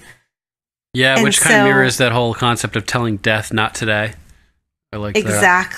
Exactly. I actually had that in my notes, because when Arya is with, oh God, what's his Syrio Forel. First Sword of Bravos, of the Sea Lord of Bravos. First Sword of Bravos. And he's Irish, apparently, today. So, and I had that in my notes, is what do you say to the god of death? Not today. Nice. So I thought that was a nice echo from the past. And then cue Pycelle. Hilarious. Who just drones on and on. May the Father give them such justice as they deserve. And it actually cues over, the camera cuts over to the, I'm going to call him a squire. The squire poisoning. Yeah, I called him the squire too. With a rag, and his hand is gloved so he doesn't touch the poison. Exactly. And that was my cue. So I didn't catch that the first time I watched Game of Thrones, but the second time I was very curious why he had a glove on one hand and not the other. So, and like at its face, you could think, oh, because the spear is sharp, he doesn't want to cut himself. Sharp. But nope, it's because of that poison. I recalled all that stuff surrounding Joffrey's death about, we know that Oberyn is experienced with poison. Yep. So, and at this point, the second watch around, I knew that the mountain had been resurrected and he was all purple and weird looking. So we had all that information with Qyburn of the poison. So it kind of caught my attention the second time that that's what he was doing in that moment. And I love when Ellaria goes, don't leave me alone in this world.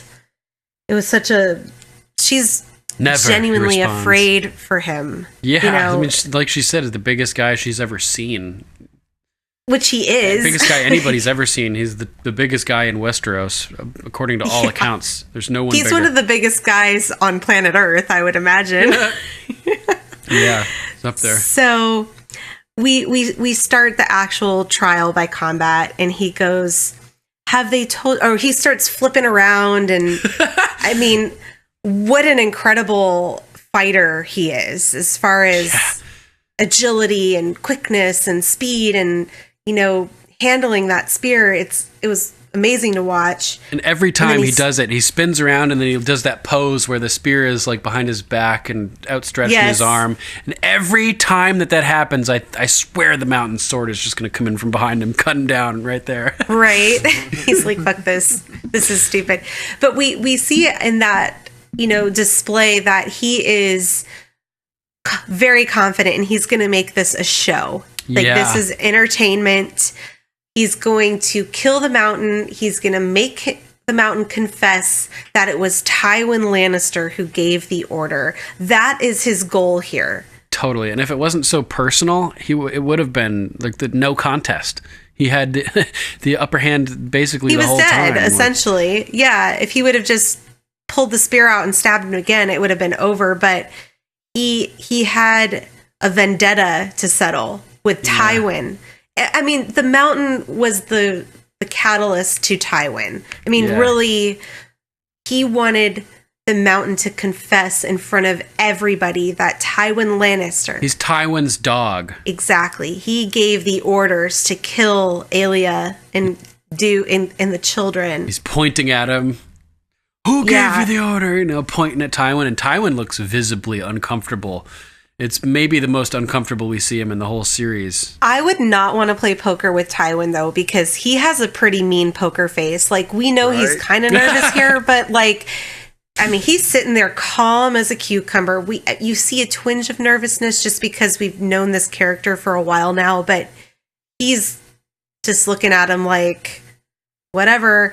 But I love when they first start that Oberyn goes, have they told you who I am? And it's kind of pompous. Some dead man. Some dead man.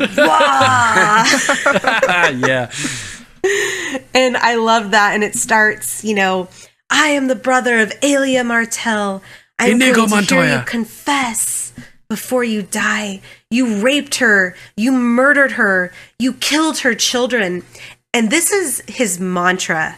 For his reason for fighting the mountain.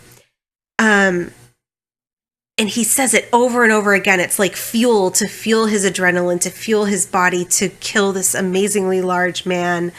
And I wanted to pause and ask, so the mountain slices the spearhead off, but Oberyn gets a second spear. And I feel like this is the first time that we've seen a one-on-one combat that someone's allowed to get a second weapon.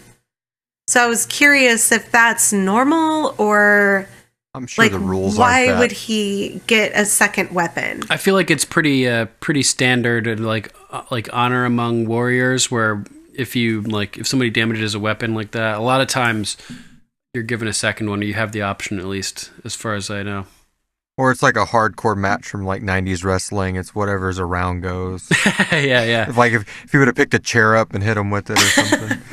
Some chain, In the books, the mountain is just swinging his sword indiscriminately and like cuts off the head of some like young boy bystander. And like, I'm always curious about that on this show because, I mean, it's not a big spoiler, but it's one of those things one of the times that the show one-ups the books, and that's with obviously the head pop, because all he does is, and that's what to set the tone on this, when I was watching this live, that's why I got surprised. That's why anybody, no matter if you read the books or not, you got surprised by this scene, because he says the same thing over and over, trying to get him confess and dancing around like Duncan just said, mountains lobbing people's heads off. And when the time comes, and it's very similar, but he just grabs Oberyn and punches him once, and all the teeth fall out, which we see on screen. Yep. So I'm thinking, okay, he's going to do that again, because so his head does not get popped in the books? His head does not get popped in the books. I forgot that. He craters it. They describe him cratering the head in with just the might of his fist, which is cool in with itself. His gauntlet. But not like this. I mean, this is a total different... Yeah. Wow. But I mean, so just even book readers are like, oh, what the fuck? There's no way a snooty book reader in that point would be still smoking. When the books get it better. No. the show killed it there, man. Literally. Yeah. Yeah. The other thing too is like is Oberyn's scream, like, because he's so confident and everything, and then all of a sudden he's fucking screaming, and the fact that he was just so cool and collected, and now he's screaming, that is very off-putting in itself. Yeah, that's true. So just he finally gets the mountain on his back, and he goes, "No, you can't die yet. You haven't confessed." And. He starts screaming, "You raped her, you killed her, you murdered her children. Who gave you the orders? Who gave you the orders?" And he's pointing at Tywin, and he's pacing around. And, like you said, he makes a fatal misstep and just gets clearly knocked right off his feet. And then it's just his head smashed like a watermelon. Yeah. Well, I mean, he got greedy. I mean, at that moment, he's more worried about his own like goals in that moment than why he decided to.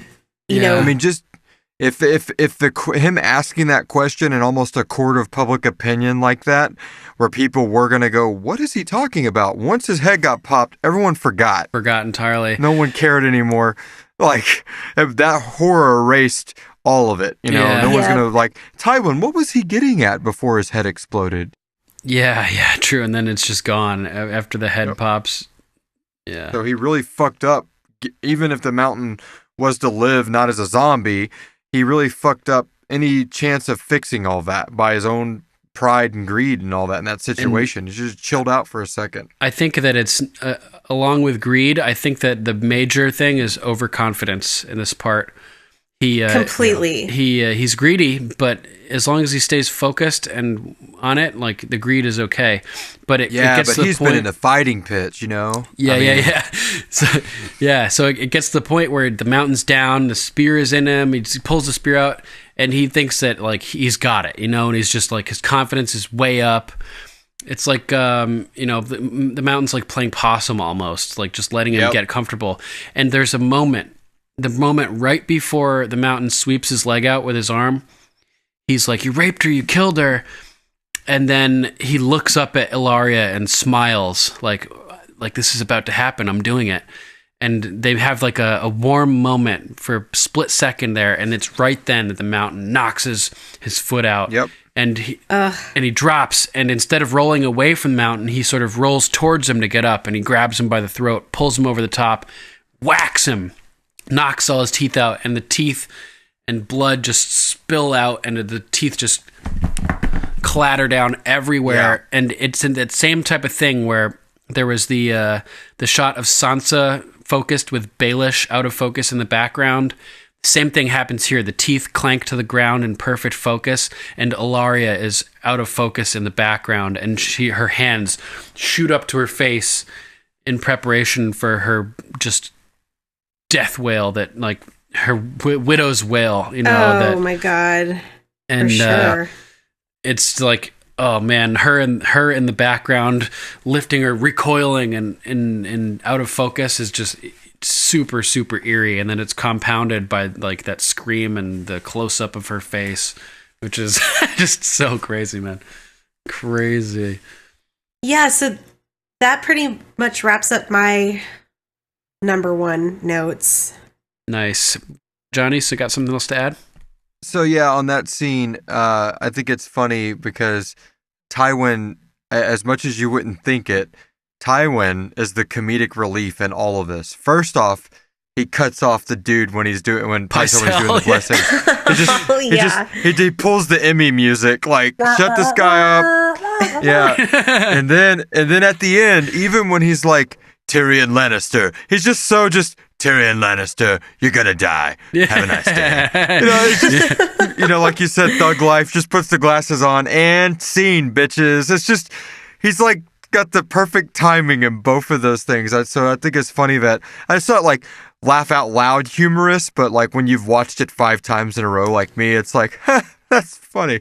Like, yeah, totally. It's supposed to be a serious delivery, but just his timing's like, this dude just head exploded. Everybody's freaking out, and he's like, you're gonna die. And same thing happens with Stannis a lot, fewer. Yeah. Hilarious moments that aren't like necessarily supposed to be funny, and Stannis doesn't necessarily intend it to be funny, but they're fucking hilarious. Yeah, I know exactly what you're talking about.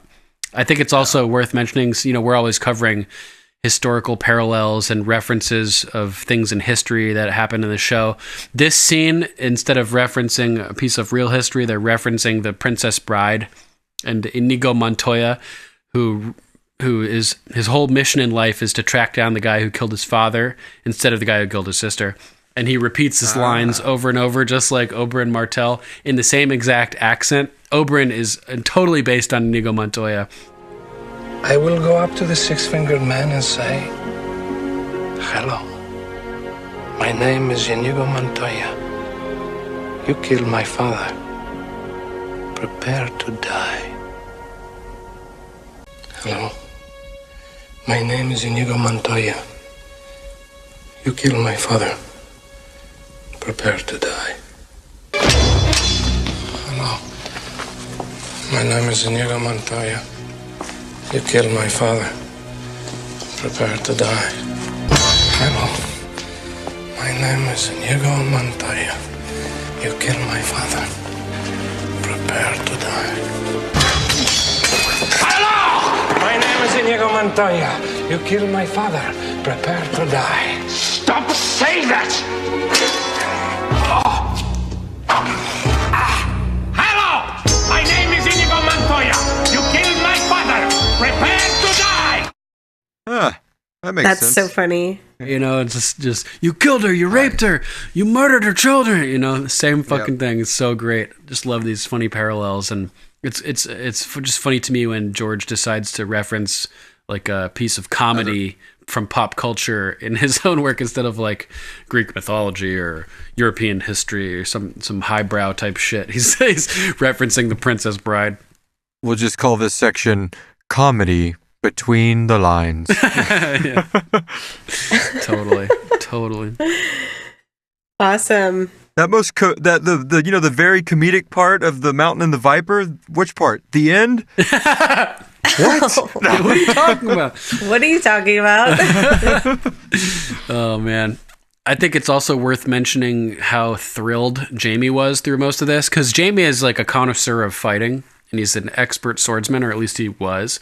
I mean, he's still an expert. He's just not capable to the extent he was. But he is amazed by Oberyn. Like, he pulls off his whirly-gigging, spinning, jumping stuff in the beginning, and Jaime's smiling. And then as it goes on, and he's cutting the Mountain's tendons and stabbing him and dodging away and everything, and jumping over the sword and flipping and spinning, Jaime is just, like, loving it. It's just so funny. And then Tyrion, right off the bat, after he does this spinny thing and does that pose with the spear out, Tyrion has like a flicker of a smile on his face where you can tell he's like excited and confident, but still nervous. Yeah. Great acting. Ilaria is just terrified through the whole thing. Tywin looks pissed while the Mountain is losing. And yeah, just the people's reactions are really interesting throughout it. And Tyrion has like an even more brutal reaction in the books to the end. He just like tosses his cookies all over the place. Like he gets physically sick watching what happens to the Mountain. Yeah. How could you not? Mm-hmm. What were you going to say, Johnny? Oh, I was going to say, that's all I had on that scene, believe it or not. Cool. Yeah, I think that's pretty much everything that I have too. I got Oberyn knocks his helm off, which is kind of cool. Was that your number one? Was that the scene? That was Rachel's number one. Okay. So what's your number one? Is the subversion of tropes, just in general. Obviously, okay. one of the big tropes is that you expect the hero to be saved and to come out victorious. So the fact that Oberyn loses this fight against the mountain is a huge trope subversion. You expect David to come out on top and beat Goliath. You expect the hero to win. You expect Ned Stark to defeat Cersei. This show subverts tropes like nobody's business, which is why it's so famous, really. Yep. And there's another more subtle trope subversion that I liked, and it's when literally right when we get to Arya and the Hound, she's saying her first line, "I thought it'd make me happy, but it doesn't. Not really. Nothing makes you happy. Lots of things make me happy. Like what? Killing Polliver, killing Rorge." So you think that the last thing we saw her do was kill Rorge.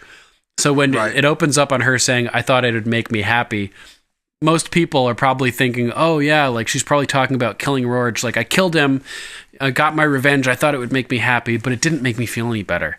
But what she's really talking about, as the Hound says, so you're sad because you didn't get to kill Joffrey yourself. So it's not that killing somebody didn't make her happy, it's that not killing her made her unhappy. That's a good one. Right? There's like that whole thing like, oh, you could take the low road and get revenge and do something, but it's not going to make you happy, so be the better person, like what your mom tells you. And here, that's what you're expecting, and then it's the exact opposite. It's like she wasn't the better person, she didn't get a chance to kill Joffrey, and that's what's making her upset. So I just thought that was a really funny little trope subversion as well. Well, the another one is like, I kept expecting there to be a scene when I first watched this episode that when she's down there laughing because her Aunt Lysa's dead, oh my god, that we're gonna cut to another scene and then we're gonna cut back, and that it would be the Hound and her in the Eyrie, like facing the people we just saw in this trial. Right, I thought at least that was gonna happen. Yeah. And so I was kind of, books wise, but I was like, man, maybe the show's gonna go there, like the way they have this Sansa situation and all this, like right now, all this stuff in one place at one time. I thought for a moment there, like, subverted me that we were gonna see Arya and Sansa, unite like in that episode or the following one, kind of thing. Right, subverted expectations, totally. Yeah. Yep. Totally. Yeah, I agree. Because, what made, speaking of that scene, like, what made them go, well, okay, turn around? Like, I guess they thought if she's dead, every person in the area is an enemy of, like, that would be in league with the Lannisters? Or maybe, I think the Hound is still trying to find someone to sell Arya to. Oh, okay. No one's buying now. He's like, dead end, no money here. Let's move on. Try the next place. Okay, no place. Yeah, it's one possible explanation. Yeah, it's too bad that word never got up to the Vale, because Sansa would have been like, "Oh my god, get her up here," for sure. Yeah. And then she throws her through the moon door. Yeah. Oh man, that's true. I forgot that Oberyn was in the fighting pits. I'm looking at the script here, and I'm seeing this. That's funny. He said that to Tyrion. Was that last episode? Where he says, if you're ever in the fighting pits. No, he says that in this episode when he's getting ready. He says something like, when he's saying you're gonna drink, Yeah, exactly. And he's like, do you ever drink before a fight? And then he says something like, if Tyrion, if you ever end up in the fighting pits, something along those lines, which is funny because if I remember right, Tyrion in the fighting pits. Oh, yeah. Daenerys rescues him later. Yeah, he's totally in the fighting pits. That's right, yeah. So I wonder if he got drunk before he went in there. Well, knowing Tyrion, he definitely tried. Yeah. So this was for you, Oberyn. Pours the wine. I'm going in the fighting pit. Totally. That'd be so funny. That'd be a great little, like, cartoon or something. This short little animation. Yeah. Oh man, yeah. So that pretty much wraps up my number one. Yeah, just the subversion of tropes. We get all kinds of good stuff like that in this episode. Yeah. Oh, there's another funny moment, too, when Pycelle is introducing the situation. In the sights of gods and men, we gather to ascertain the guilt or innocence of this man, Tyrion Lannister. It's like he's like hesitating as if reluctant to even call him a man. Call him a man, yeah. Yeah, it's so funny. He's like so despicable and so horrible, and the half man and this twisted demon monkey. It's just, I just thought that was a great little hesitation. Very clever delivery. He's a good actor, man. He's so good. Totally. And Tywin signals the horn guy to cut him off. He just stops talking. Yeah, it's the best. So let's move on to notes. Anybody got notes you want to talk about? There's a bunch of stuff we didn't cover yet. I have a bunch of stuff, actually. Okay, cool. Because I burned through most of mine when we were talking. Like, I found a way to tie my Beatles story thing in and the hangnail for a cock and all that kind of stuff. Nice. Well, I'm sure you'll have stuff to say when we start talking about Evil things. Elijah Wood. Nice. So the first kind of, I tried to pair my notes together because in this episode we get kind of the same characters but in different parts of the episode. So I wanted to talk a little bit about when Lord Royce and that little old lady, that cute old lady, and Baelish are walking down the stairs in the Eyrie, and they're talking about how Lysa, with her paranoia, essentially has kept the Eyrie and the good houses out of the fray, and by doing that, they've allowed Tywin Lannister to destroy all of his rivals on every compass point. Mm-hmm. Yeah, good point. Which is very true because Baelish goes kind of into, when the Eyrie rode next to Robert Baratheon and Ned Stark, they overthrew one of the greatest dynasties there ever was. And for the longest time, you've been sitting on the sidelines. You guys are amazing fighters. Yeah, imagine what we could have accomplished if you were with us that whole fucking time. You've just basically allowed Tywin to run amok through Westeros, and, Royce kind of gets kind of pissy at this. He's like, what are you talking about? You don't think we're, good fighters? Are you questioning our honor and shit? Yeah.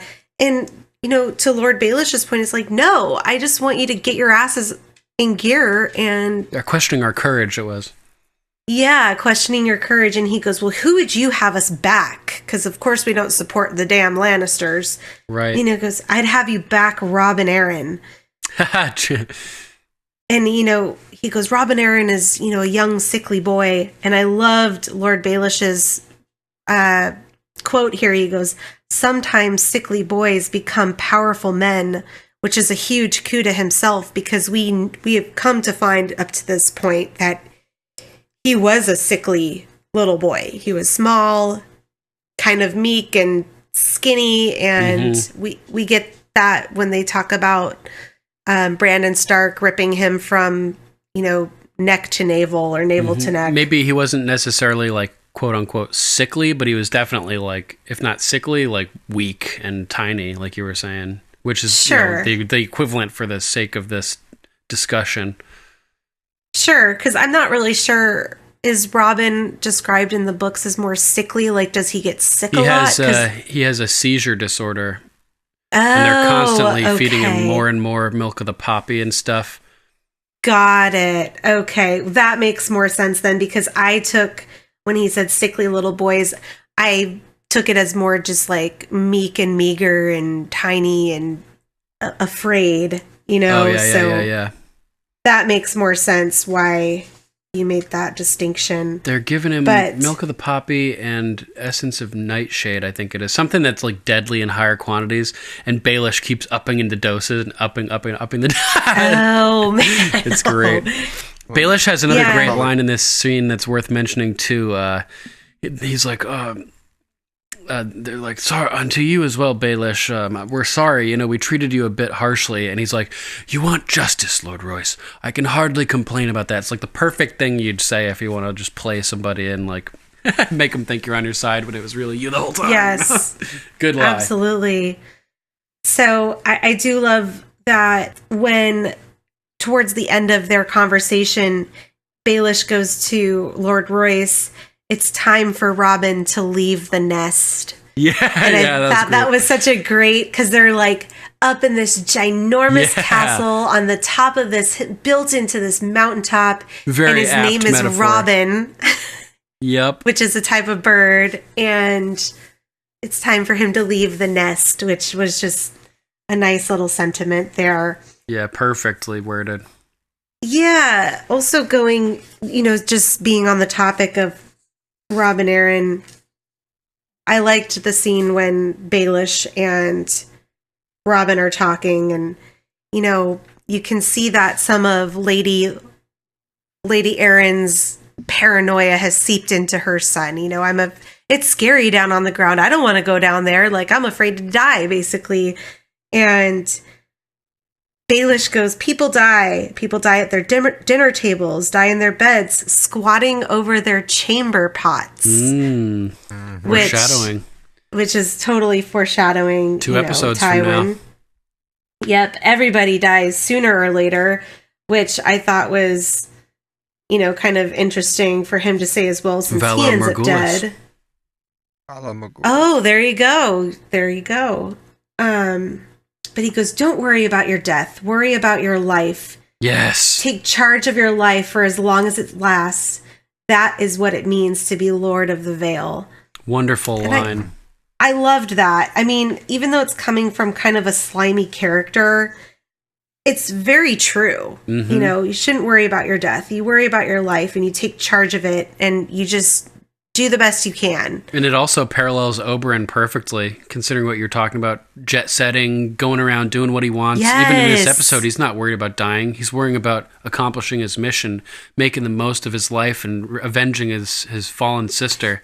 He never considers he's going to die. What? Kept babbling on about his mission. What are you referencing? Star Wars. Whenever R2 escapes and Luke comes in there. Where'd he go? I don't know. He kept babbling on about his mission. He raped her, murdered her, killed her.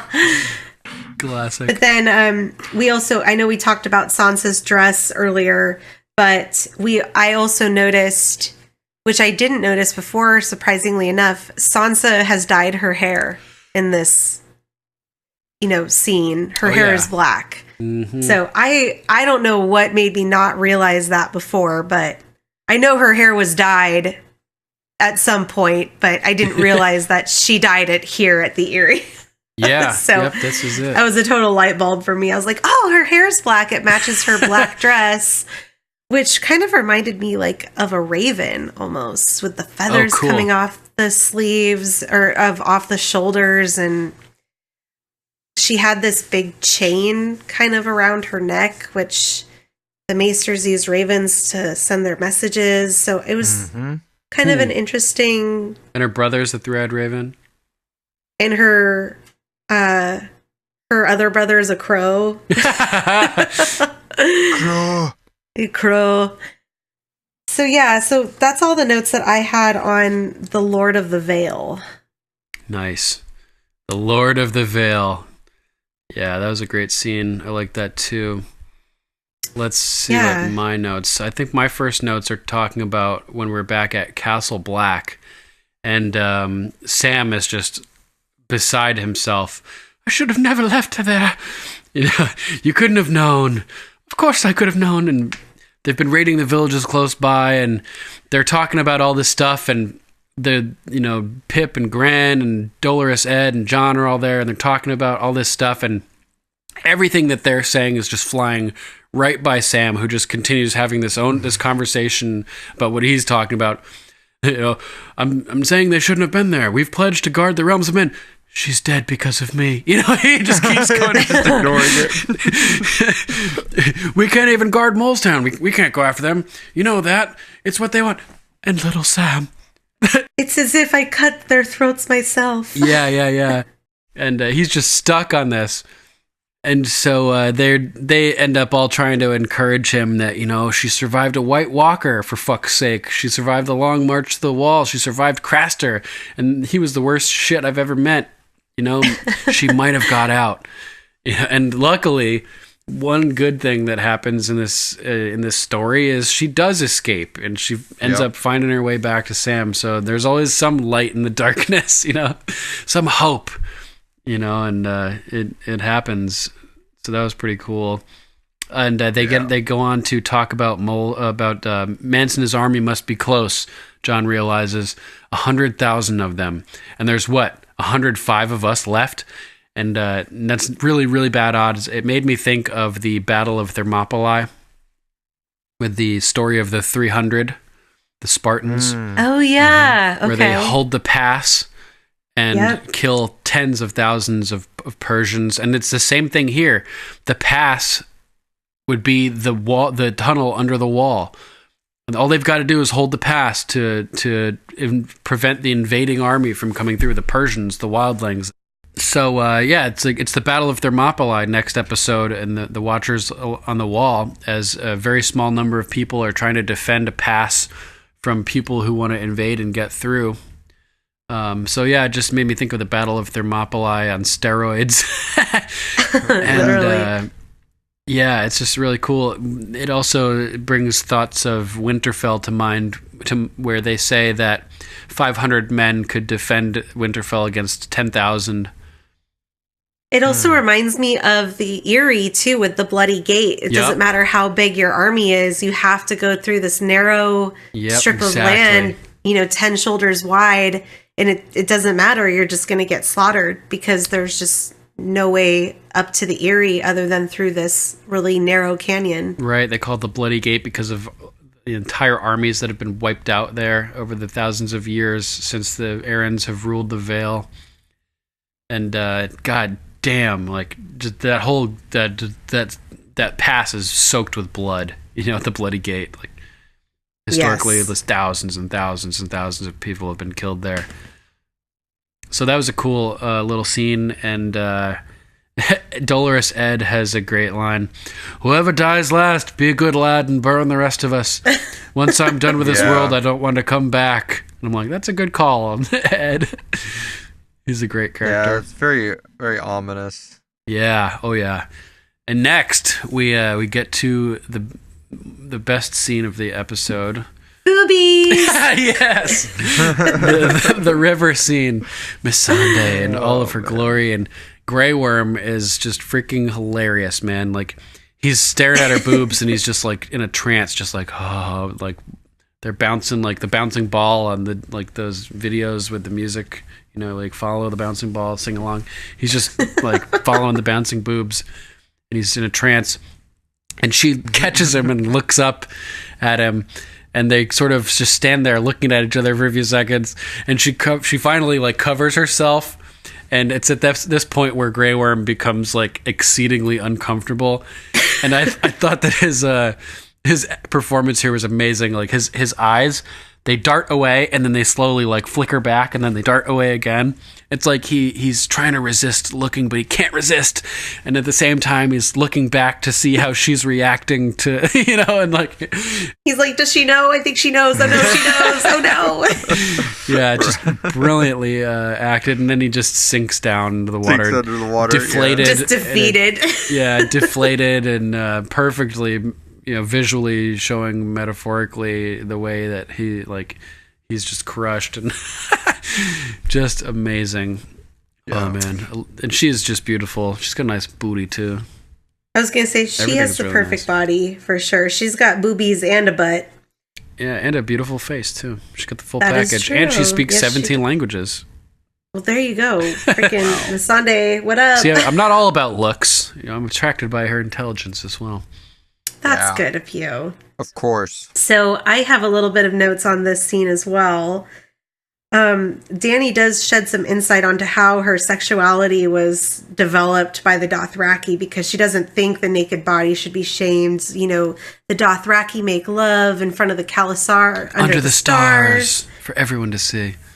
She goes, it's a good thing because, at least he wasn't interested. And Missandei goes, he was interested. And just for reference, you get a lot more details about making love under the stars for the whole Khalasar to see in the books. Yes, you do. I remember that for sure. Isn't that when she conceives her child? Yeah, I think so. Yeah, okay. You know, and I know we had talked about this, was it last episode, Duncan, about castrating, whether the Unsullied have it all? Episode, but it was definitely recently. Okay, so the actual Webster's dictionary to castrate is the removal of the testicles. So it does not say, like, the removal of the penis. And when they discuss the Unsullied, they always talk about castrating them. So to me, interesting. If we're taking a literal definition, I think that they still have the pillar and not the stones. Fucking hope so. Yeah. Which would actually lead into the point that you were talking about, that you think that they take all of it because it might lead to, you know, other thoughts. Yeah. Well, that's kind of showed here because he's sitting there staring at a naked woman who he ends up kind of falling in love with. So, but he seems like deterred, you know, because he may not be able to actually do anything about it. You know, like even at the end when they meet and he apologizes and everything, and she's like, "I'm glad you saw me," and he's like, "So am I," but he turns defeated and like still walks out because he probably doesn't have a dick and he can't do anything about it. It's fucked up. Yeah, so I mean, you can still take it either way, but I always go back to after they have their little sex scene and Dany goes, you know, like, well, what happened? And Missandei goes, many things. And it's like, many things. Well, he's got many fingers, you know. I know, but... and a tongue. And I know this sounds really, like, I guess, stupid to look at it like this way, maybe, but I always thought it was like, well, if you castrate them, like, take the pillar too, if these are supposed to be soldiers, how, like, much more is this going to make it harder for them to relieve themselves when they're out on patrol or they're invading? It seems a whole lot easier just to cut the nuts off and neuter them, basically, than to make it where you're going to have to make weird armor accommodations for squatting and all these other things you're going to have to do by relocating that stuff. Or it's not like there's master surgeons floating around everywhere there. So one of the other things, though, that they say is that the Unsullied don't rape when they conquer cities, unlike other invading armies who, when they sack a city, will rape a lot of the people in there. Do you think that's because of their training and lack of testosterone, like their blood is pumping? I think it's because they're physically incapable.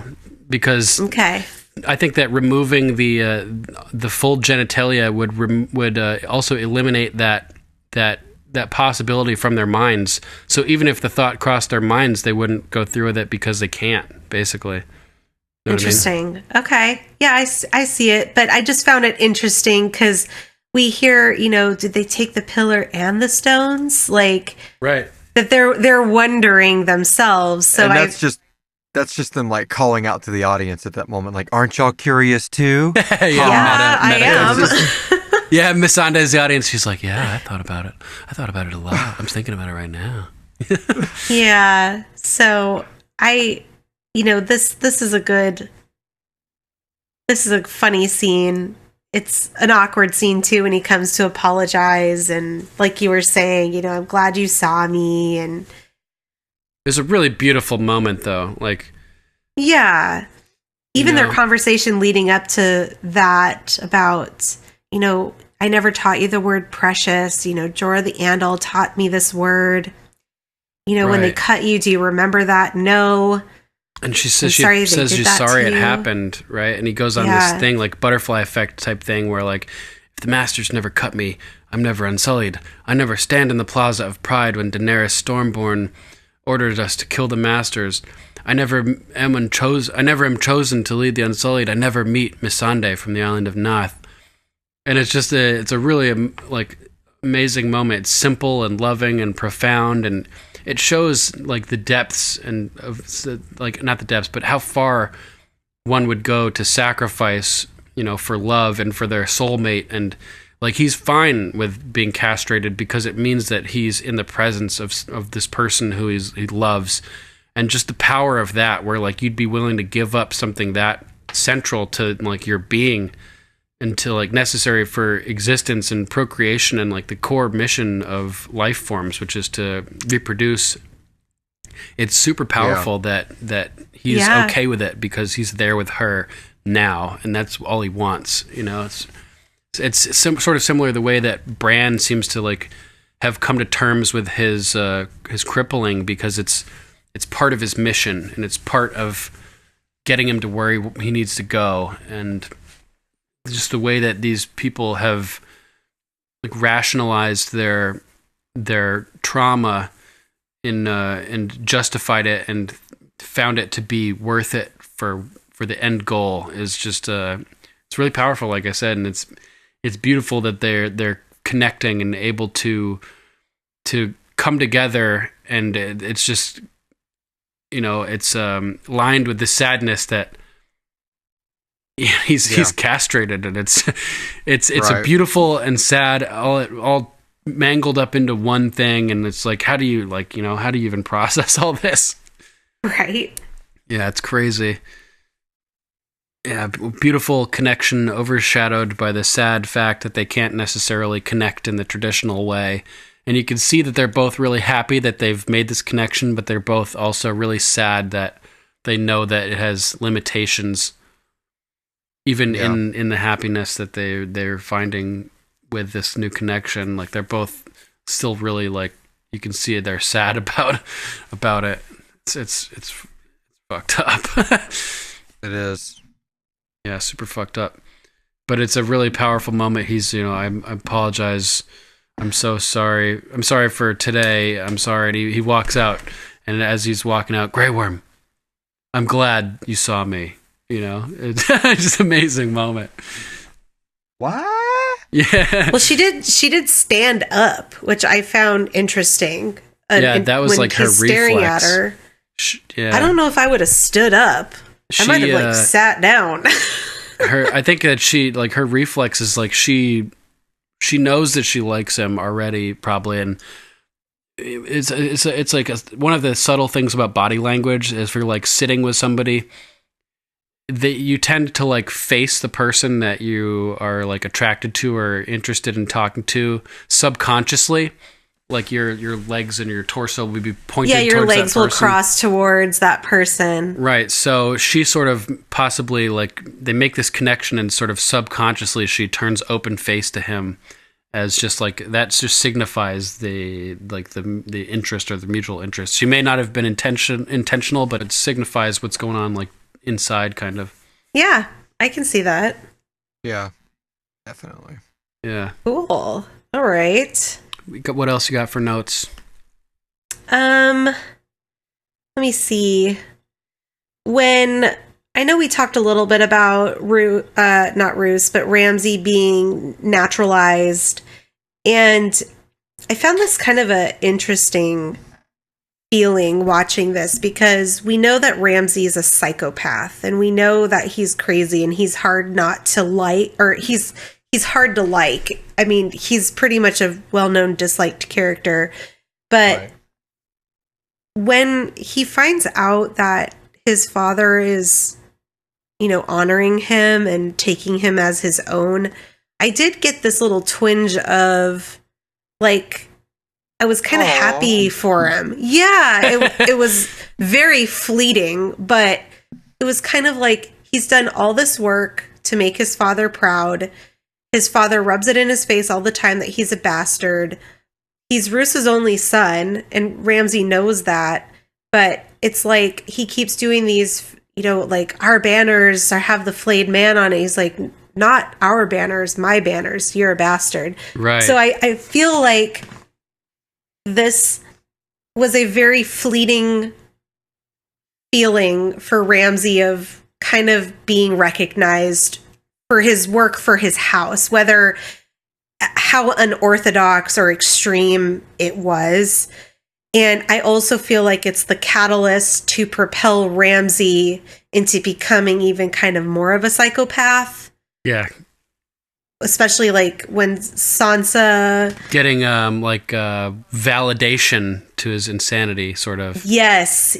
So it's kind of a double-edged sword here. It's like you have a fleeting moment of happiness for him, but then you also realize the remaining terrible things that he has yet to do. And I feel like this is kind of a springboard, this scene, for that. Definitely. Yeah, definitely. I like that interpretation.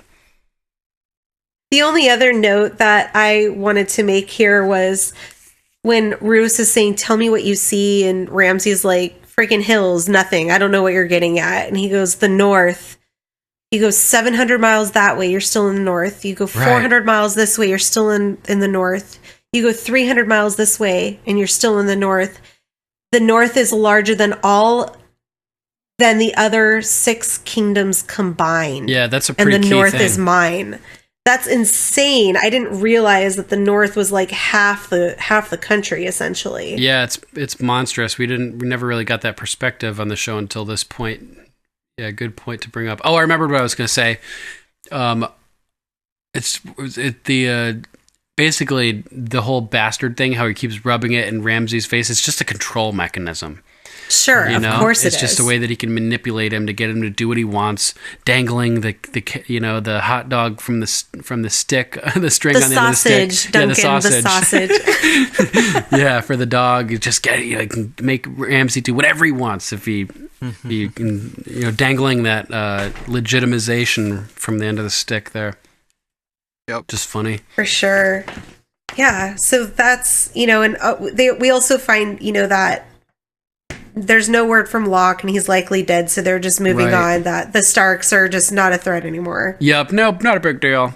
Yep. And it's funny, too, when he tells Ramsay, what do you see? Moors, fields, hills. No, tell me, what do you see? Nothing. He just doesn't fucking get it, dude. Like, you know what I mean? Like, that is a sociopath right there. No question about it.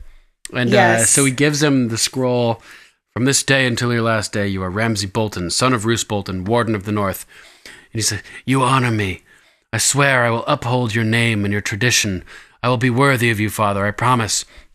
So his name and his traditions. Traditions like flaying people, like treachery and torture. and he totally upholds his traditions by even being treacherous to his father and killing his father. Killing him off. Yes. In the near future, which is hilarious to me. Yeah, for sure. And then he's like, come on, Reek, I'll be needing a bath. Oh, creepy. So creepy. There's that little sexual tinge between Ramsay and Reek, too. Yep. He's like, come and bathe me now, Reek. Yeah, exactly. It's super, super creepy. Yeah. Also hilarious. Yeah. Do you have any more notes, Duncan? Yeah, so next we move on to Arya and the Hound, and we talked about the first part with the trope subversion, how not killing people makes her unhappy, or doesn't make her feel any better. But after that, she says, I wanted to see the look in the eyes when he knew it was over. Yeah, that's a key moment, and nothing in the world beats that look, the Hound says. Yep. So they relate. They're starting to relate, and she's understanding him. He's off the list at this point,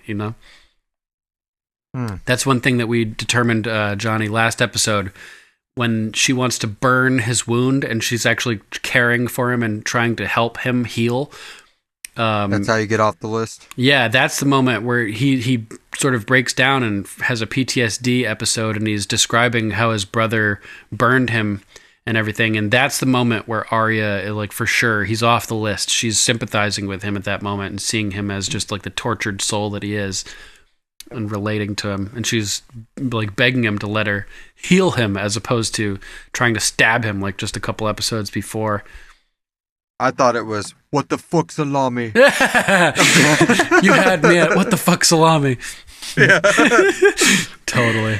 That might have to be one of my favorite, if not my favorite, quotes in the whole series. Oh, yeah. It's just great. What the fuck, salami? Oh, yeah. What the fuck, salami? Great one. And Matthew Rapp, I think, said, what the fuck, salami? I liked the way he wrote that, like salami. That was cool. So they're moving on. Let's see. They're talking about, she asks the Hound if, she says, you protected him, Joffrey, for most of his life. You think you could have saved him? And and he's like, I wasn't his damn wine taster, which is funny. Although he would have been. He loves drinking wine. He would have volunteered for that shit. Little shit deserved to die, but poison's a woman's weapon. And he's right, because we know who's responsible the Queen of Thorns, Lady Olenna, which is just a funny little thing there. Like it's a trope, that poison is a woman's weapon, but the Hound is totally right in this episode. And she's just like, well, I'd kill him with a chicken bone if I had to. Yeah. He's like, men kill with steel. And she's like, that's your stupid pride talking. It's why you'll never be a great killer. Although he is a great and prolific killer. Yeah. And she says, like you said, I'd have killed Joffrey with a chicken bone if I had to. And it's just like a cool, different like perspective of like the different ways that they think about stuff. Well, the fact that she said that she just wanted to be there and watch the life go out of his eyes or whatever she said. Yeah, so creepy. I wouldn't sleep anywhere near her, that's for sure. At least not if I had wronged her. No, not at all. Yeah. So he has a funny response to her chicken bone line. I'd pay good money to see that. Yeah. Classic. And so they go on to talk about Lysa. This is before they got there. And she's like, you really think that she'll pay for me? He's like, aye, she'll pay. And she's like, I've never even met her. He's like, it doesn't matter. You're her blood, family, honor, all that horse shit. So, of course, he's referencing the Tully words, family, honor, duty. Just a cool little reference there to those, like kind of hidden within the text. They like to do that type of thing. And then they get to the Bloody Gate, and my condolences, Lady Arryn died 3 days ago. And the Hound looks fucking bummed because there goes his paycheck. And Arya just starts laughing out loud. And it's like kind of like, it's not funny, but what's funny is the irony of her terrible timing is the way that I perceived it. Because like every time she arrives at one of these destinations, her family members have just been killed, basically. Yeah, she's in that like shock of I don't know how to feel about this, but what the fuck? I mean, this fucked my life, like literally. Yeah, totally. Like she shows up at the Red Wedding, and her family's dead there. She shows up at the Vale here, and Lysa's dead, and it's just like too much, and she just like has to laugh about it, And she does laugh. She's just cracking up. Like she could be Harley Quinn in this moment. And everyone's like, what the fuck? Yeah. She cackles like crazy. The director's cut of like one of the current seasons is like when walking through the gates of Winterfell. There's Sansa walking up to like something would have fell on her. Like, what? Really? This is still happening? Wait, what? I said it would be funny, like right when she's about to meet Sansa. In the passage, something falls on her, like right before they can even say anything. That would have been fucking. And this classic. is Bran. It looks like he had a heart attack. Oh, fuck! God, everybody's dead, and Jon Snow's already dead. Yeah. Yeah, that pretty much wraps up my notes. That's the end of my notes too.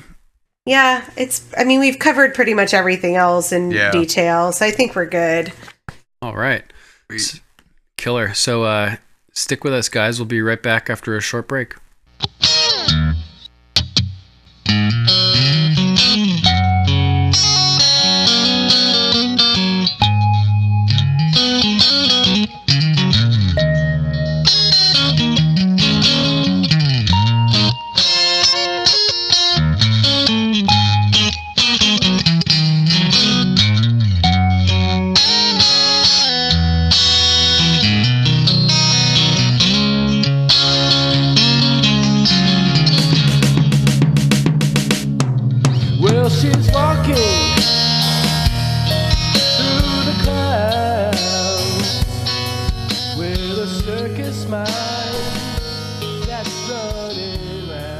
And that's a recording I did way back in high school covering Little Wing by Jimi Hendrix. Thought you guys might dig that. And we're back with news about Game of Thrones. First, from marieclaire.com, Game of Thrones prequel details revealed by George R.R. Martin by Catherine J. Igo.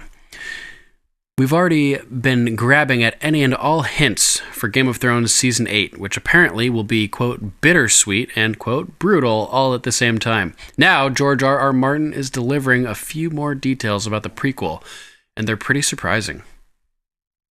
Obviously, if you'd rather stay totally ignorant about anything GOT related, stop reading now and just keep waiting until 2019 for the final season. R.R. Martin just talked to Entertainment Weekly about the prequel, which might be called The Long Night. It's set 5,000 years before the current series, which means no dragons. Martin explained Westeros is a different place. There's no King's Landing. There's no Iron Throne. There are no Targaryens. Valyria is hardly begun to yet rise with its dragons and its great empire that it built. We are dealing with a different, older world, and hopefully one that will be part of the fun series. We already know that the prequel will star Naomi Watts, but we don't have many details beyond that. The showrunner is Jane Goldman, who recently wrote the screenplay for 2 Kingsman movies. According to Martin, the story generally, quote, chronicles the world's descent from the golden age of heroes into its darkest hour. And only one thing is for sure. From the horrifying secrets of Westeros' history to the true origin of the White Walkers, the mysteries of the East, to the Starks of legend, it's not the story we think we know. Awesome. Yeah. Wow. So exciting. It's great. Man. That sounds exciting, man. I love stuff like that. Like, not to go on like a Walking Dead tangent on here or anything like that, but with no spoilers at all, I just love that there's things going on like in the current season, this new season. Yeah. That like, oh, I'm a comic reader, I know this. I'm caught up on this, and this, and then wait, whoa. I mean, they've always had that with like things like Daryl existing in the show, but not existing in the comic. 2 parallel universes with like different things. Yeah, a lot of things that's happened this season that I'm like, I can't wait to see what they do with this, because there's no possible way for it to be comic. Right. So yeah. Things like that excite me, and something like this is just like that. It's like, other than like, the history books and stuff like that have been written, which kind of just give you really a deep outline, it's going to be kind of nice to see like a whole new perspective of this planet. And it's like an outline after thousands of years of playing telephone. Like, we really have no idea what actually happened. We're just reading what Maesters wrote thousands of years later, which could be completely wrong. And and speaking of that, like whole parallel universes thing where some things happen on the TV show, some things happen in the books. It's very similar with Game of Thrones, which is another drawing factor. Getting to experience 2 different parallel universes that are both equally like amazing and awesome. Yeah, it's definitely. Very cool. Next, from warwickdailynews.com.au, stars who turned down Game of Thrones. Imagine turning down a role on the show that goes to become one of the biggest and most popular shows of all time. You'd be kicking yourself, wouldn't you? Well, let's talk about Lily Allen. First up. The Not Fair singer claimed during a Reddit Ask Me Anything session that she was offered the role of Queen Yara Greyjoy on Game of Thrones, but she allegedly turned it down because of some uncomfortable scenes that she'd have to film with her brother, Alfie, who plays Theon. And I did not know that. I don't listen to her, though, so I guess, I wouldn't... Anyway. Yeah. She said, "They asked me if I'd be interested in playing Theon's sister," the singer wrote. "I felt uncomfortable because I would have had to go on a horse, and he would have had to touch me up and shit. Once they told me what it entailed, I said no thanks." Lily claimed Lily's claim was quickly shot down by her brother, who told Vulture the singer was peddling porky pies. The fuck? He said, "I heard about the cameo offer," Alfie said. The only thing I'm going to say on that is that it's not true. Also, that Gemma Whalen, she's so pretty, was always the first choice for the part, and she's fantastic. And she's the only thing I'm going to say about that. Classic. Yeah, I can't believe they would even ask her to like do that type of shit with her brother. That's so. I'm tending to like, I'm inclined to agree with Alfie that it probably never happened. Yeah. So what kind of phone call happened after all that hit the press. Oh my God, that would have been awkward. Why did you say that stuff? I mean, you're selling records. Can you just leave me and my TV show alone? And don't make people think about us having incest on TV. Yeah, for real. All right, so the next one.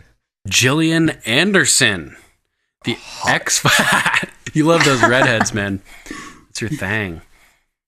The X-Files star was in her daughter's bad books after politely declining a role in Game of Thrones. It's not known what role she was offered, but Anderson felt the show was too much of a time commitment. My 18-year-old cannot believe that I would turn down Game of Thrones, Downton Abbey, things she loves to watch, Anderson told the Daily Mail in 2013. But if I'm going to be spending that amount of time working on something, I would rather be working with a director like Martin Scorsese. Well, I guess if you're Gillian Anderson, you can pick and choose your projects, but don't poo-poo all over Game of Thrones. Right? So let's ponder here. Imagine Gillian Anderson or somebody like that as Cersei. Yeah, I don't even know. I was thinking maybe because she has red hair that she was going to go be cast as Catelyn Stark. That would have been a hot Catelyn Stark. You're so funny. I'm thinking Daisy Mormont. I'm just kidding. I'm just kidding. The silence after what my comment was exactly what I was going for. Ray Stevenson. The Irish actor revealed to Movies.com that he passed on Game of Thrones because they didn't offer him a role until the show had already been on TV for a few years. I was offered a role, he said in 2015. I would rather have been cast at the beginning. It's just that coming into a show now, I think it's wonderful, but it's not something I would come into at this point. I don't know if I would add anything at this stage. I was offered a 4 to 6 month stint. The show was just too far down the line for me. Having already been seen at the beginning, I would rather have been involved in the growth of the show, even though everyone gets bumped off left and right and center. It's interesting. Just so you guys know who Ray Stevenson is, he is an awesome actor. I'm a big fan of his. He played the Punisher in Punisher 2 after Thomas Jane. He was in Dexter in like season 6. He showed up late for that show. You couldn't show up late for Game of Thrones. He played a Florida like mob boss or like what was it, like a European gangster kind of guy. Always dressed super sharp. That was a great role for him. He also plays one of Thor's comrades in Thor Ragnarok and Thor the Dark World. Maybe all three of the Thors actually. But he's the big bearded guy, one of Thor's companions, his like sidekicks. Really cool, really great actor. He also played Titus Pullo in the TV show Rome on HBO, which also had Kieran. Yeah, he did. Yeah, Kieran Hines played Julius Caesar in that show also, for instance. Great show. Ray Stevenson, great actor. Highly recommend looking at his work. Too bad he wasn't on Game of Thrones. He would have been fucking perfect for Game of Thrones, man. Yeah, he really would. Yeah, he would have been good. Damn. Maybe he'll get involved with The Long Night. He could get involved right from the start of that, and it would be what he wanted for Game of Thrones. Perfect. And Johnny, you got a news story you want to talk to. Yeah. Let it rip, brother. Two great universes colliding. Nice. The show slated called The Mandalorian, which is going to be a Disney original TV series set for the Star Wars universe. First live action one. TV series. Yeah. It's, nice. And it's Jon Favreau, who directed Iron Man singles and has been in as Happy. But the reason why we bring it up to be relevant here is Pedro Pascal has been casted for the lead. Which is awesome because this thing is supposed to be set, I think it's like 3 years after Return of the Jedi. So he's going to follow in the footsteps of, Jango Fett and Boba Fett. So I'm not saying if he's going to be a Fett or not. What I'm saying is he's going to be the next great live action Mandalorian. So that's going to be really, really cool. Dude. Wow. And it's got a massive, I think it's like $100 million budget. It's freaking, it's up there. You guys saw Suicide Squad? I mean, Rogue One. right? Right. They had like sort of wannabe Pedro Pascal playing the bounty hunter in that, right? Oh yeah, exactly. So, but that's the thing. So supposedly, all we know right now is after the stories of Jango and Boba Fett, another warrior is going to emerge in the Star Wars universe. The Mandalorian is set after the fall of the Empire. So it's basically so cool. the instead of like Jango was the prequel Mandalorian, so this will be the sequel Mandalorian essentially. Dude, but this is before the emergence of the First Order and all that, and he's supposed to be like a lone gunman, so it's gonna be like a Western kind of feel. I'm so stoked, man. When they said it's gonna be 8 episodes, and that he was casted, and it was hilarious because all the news came out about the time I was getting ready to watch for all of this, so it was just like perfect timing. So the character, the bounty hunter figure that Jango and Boba Fett both play, this type of character is called a Mandalorian. Yeah, so they're from the system Mandalore. Oh, okay, and, gotcha. Yeah, I mean technically, we get real technically. Glyvin. Exactly. Jango and Bova are not actual Mandalorians. They just kind of like don the armor and the traits, but they're not actually from the tribe of the Mandalorians. Is Boba a clone of Jango? I can't remember. Yes, Boba is a unaltered clone of Jango Fett. So nice. he asked the Kamonians to basically give him one kid that doesn't have like the juice up serum to make him older quicker. Like this one just be raised organically. Pedro looks like this. He could pass as a Fett. Fit right in with the way they look. Totally. So I'm really stoked. It's supposed to be. There's no definite timeline set, but it is the first like live action one that we heard about, and there's already been another one announced, which is the Cassian Andor guy, the main male lead from Rogue One, is getting a prequel TV show too. Oh, the Pedro Pascal wannabe guy? Yeah. I'm just saying that jokingly, just because they kind of look a little bit similar. Yeah. I actually enjoyed that actor as well, so that's exciting too. Well, it's funny because you say that, and it's like Rey, the lead chick, Jyn Erso, like Leia, right. All these people are so similar, like in hair color and stature and the way they hold themselves. It's amazing. Like this is the way a Star Wars male, and this is a Star Wars female. Like it's crazy. But so funny, man. Yeah, I guess while we're here, I guess I'll just a quick shout out.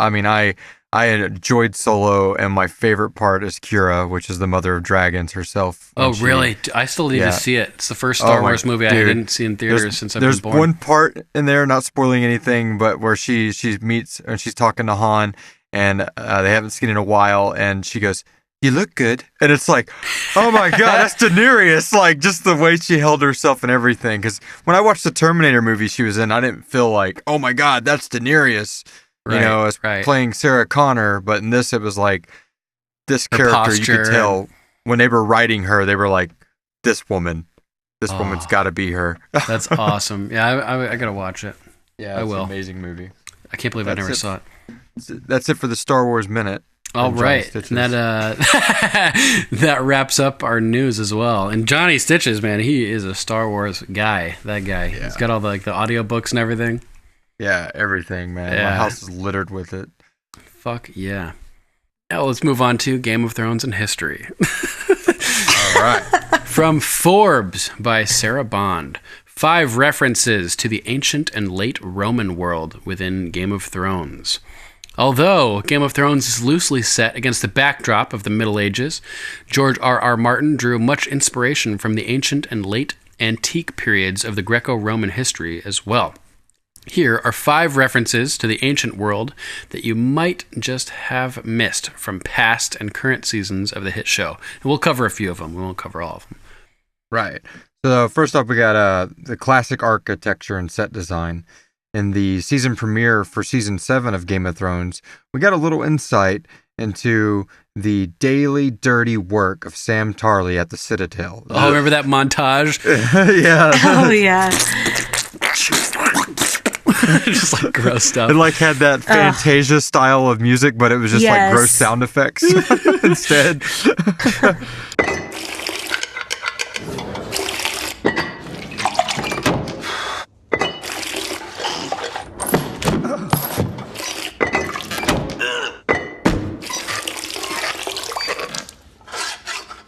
Sam is assigned to serve meals, clean out latrines, but longs to work in the library.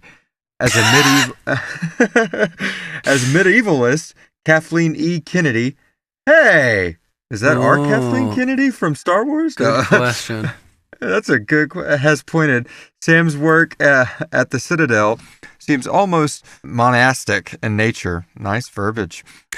But I would argue that the set design for the latrines at the Citadel are inspired by Roman public toilets. Definitely. Yeah, definitely, yeah. This is not the first time that set designers of Game of Thrones have either directly or indirectly used Roman architecture elements. The crypt at... Which palace is that? Diocletian. Diocletian. I want to say Dio because I just see Dio and I think of like Ronnie James Dio. I'm guessing, but the crypt at Diocletian's palace and it's split in modern day Croatia. Croatia. Yeah, man, I'm late. I'm like running on barely any sleep. It's all good. Was a shooting location for Marine slaves planning for their rebellion. The palace of the late Roman Emperor Diocletian, I think you're right on that. I think it'd be that. Diocletian. Yeah, probably. Who ruled from 284 to 305 CE, was in fact used as the set for seasons 4 and 5 of Game of Thrones. Huh. Nice. That's cool. Yeah. Yeah, it provided a monumental backdrop for Queen Daenerys. More generally, the descriptions and depictions of the architecture in the series often appear classically inspired by Leshvask. How would I say that one? Lushkov. Good potato. All right. For instance, points to the arena and Marine as being inspired by the Flavian Amphitheater. Yeah, that's the Colosseum. The Roman Colosseum. Otherwise known as the Colosseum. Oh, yeah, there it is. Yeah, there we go. George R. R. Martin himself said that the wall is inspired by Hadrian's Wall in North England. I could see that. And is that the wall in certain parts when you stand on it, it's like only like 2 feet above the ground? Yes. Yeah. Okay. Yes. We covered that fairly recently. Okay. Hilarious. All right. Number 3, elite languages. Rome certainly doesn't have the market cornered on the use of elitist languages, but the reputation of Latin as a marker of elevated status strongly resembles the perception of High Valyrian in the series. On the show, Daenerys Targaryen's advisor Missandei noted about the language, "The gods could not have devised a more perfect tongue. It is the only proper language for poetry." Use of the language is connected to haute literature and refinement, just as Latin continues to be today. It's worth noting that Duolingo offers a course in High Valyrian. It also offers Latin. It's true, too, because Latin is used for legal terminology and, like, priests, like, higher-ups, like, in authorities and religion are well-versed in Latin. So, yeah, it is, like, a language of the elite, for sure. I took 4 years of Latin in high school, but I don't remember much of it. Although I remember enough to be able to pick out bits of Italian and French and things like that, so that's kind of cool. I used to sing Latin in the choir, but that's about as far as it went. Yeah. Same here. Number 2, exile or banishment. The use of exile or banishment in order to remove people from given polis or community was regularly used in ancient Greece and Rome. As Lushkov explains, the problem of what to do with exceptional people who seemed to stand head and shoulders above everyone else was a persistent dilemma in antiquity. Athenians, in particular, devised a system called ostracism that exiled someone from the city for 10 years. On Game of Thrones, a person legally exiled from Westeros is usually sent to Essos or to the Wall. Other people, like Tyrion Lannister, flee into exile rather than being given a sentence, Jorah as well. The key here is that Athenians often used ostracism to neutralize tensions within a polis, which is like a city-state, focused on equality, whereas Westeros often uses banishment and exile more like Romans did, either to provide necessary labor or to outcast people deemed a threat. For the rest of the 5, go to Forbes.com. Cool. Nice. You guys hear that? Wow. What was that?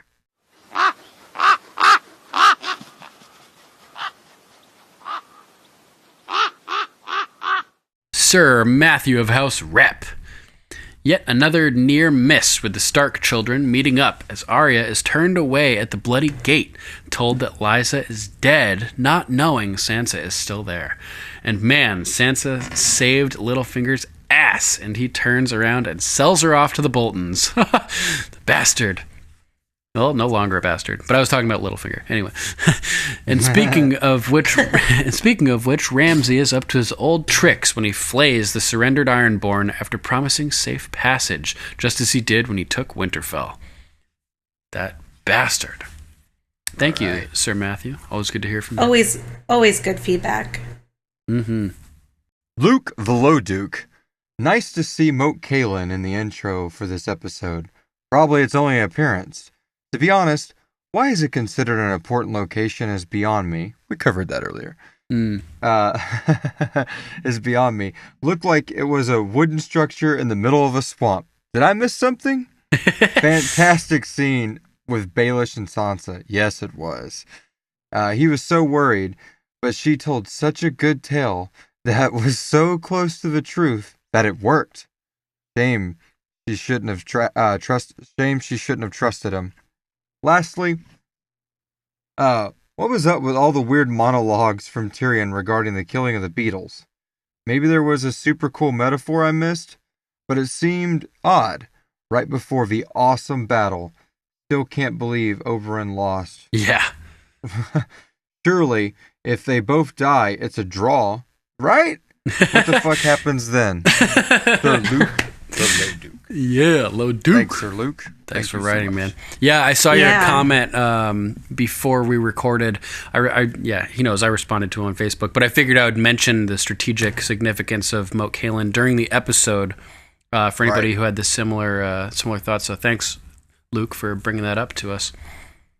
I learned it when you brought it up, too. I didn't know that either. Nice. All right, Lady Lucy of House Roberts. My thoughts are, I'm not sure who my heart hurts for more, Dany or Jorah. It's such a painful scene to watch. And I really hate that you think Oberyn will do it, that he'll kill the mountain, and then I can't watch it anymore. Sad emoji. You're not alone. True statement.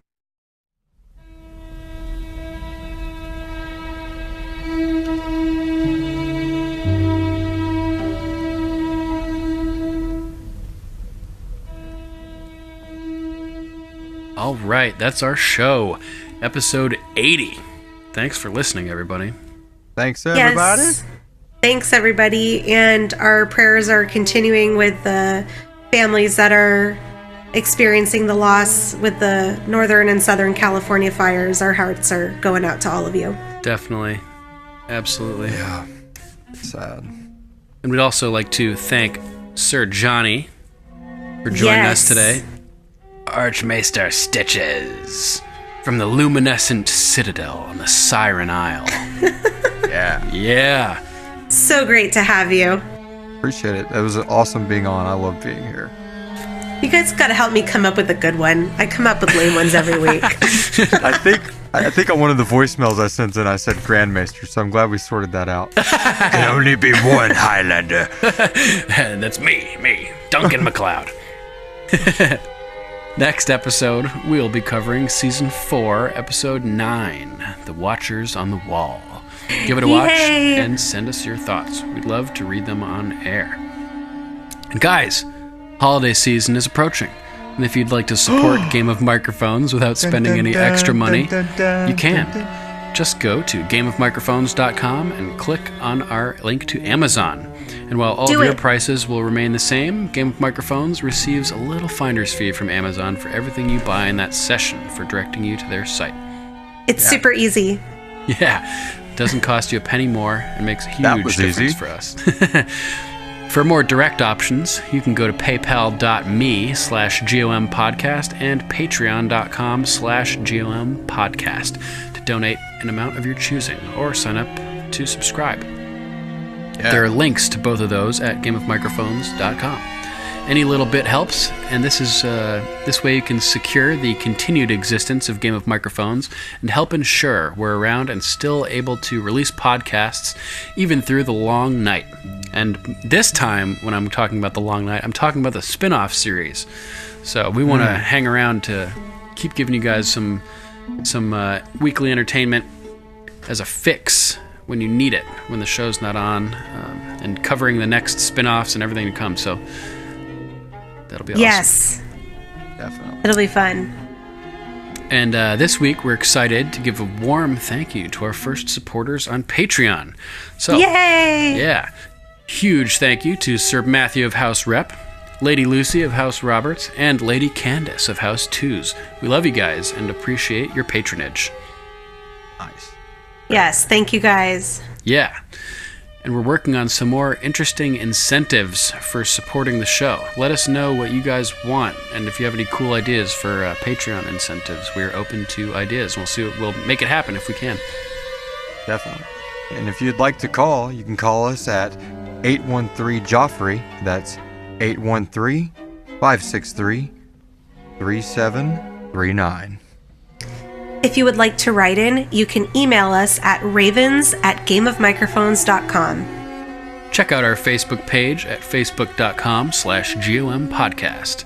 And please give us a like and a rating/review. After the hiatus, we're also no longer appearing in the search results for Game of Thrones on iTunes. So if you guys could give us a 5-star review on iTunes, it would probably help bump us back into the search results, and we'd appreciate that. Imp slap! You can also listen to Game of Microphones on YouTube, BitChute, and Steam It. Just search for Game of Microphones to find our channel.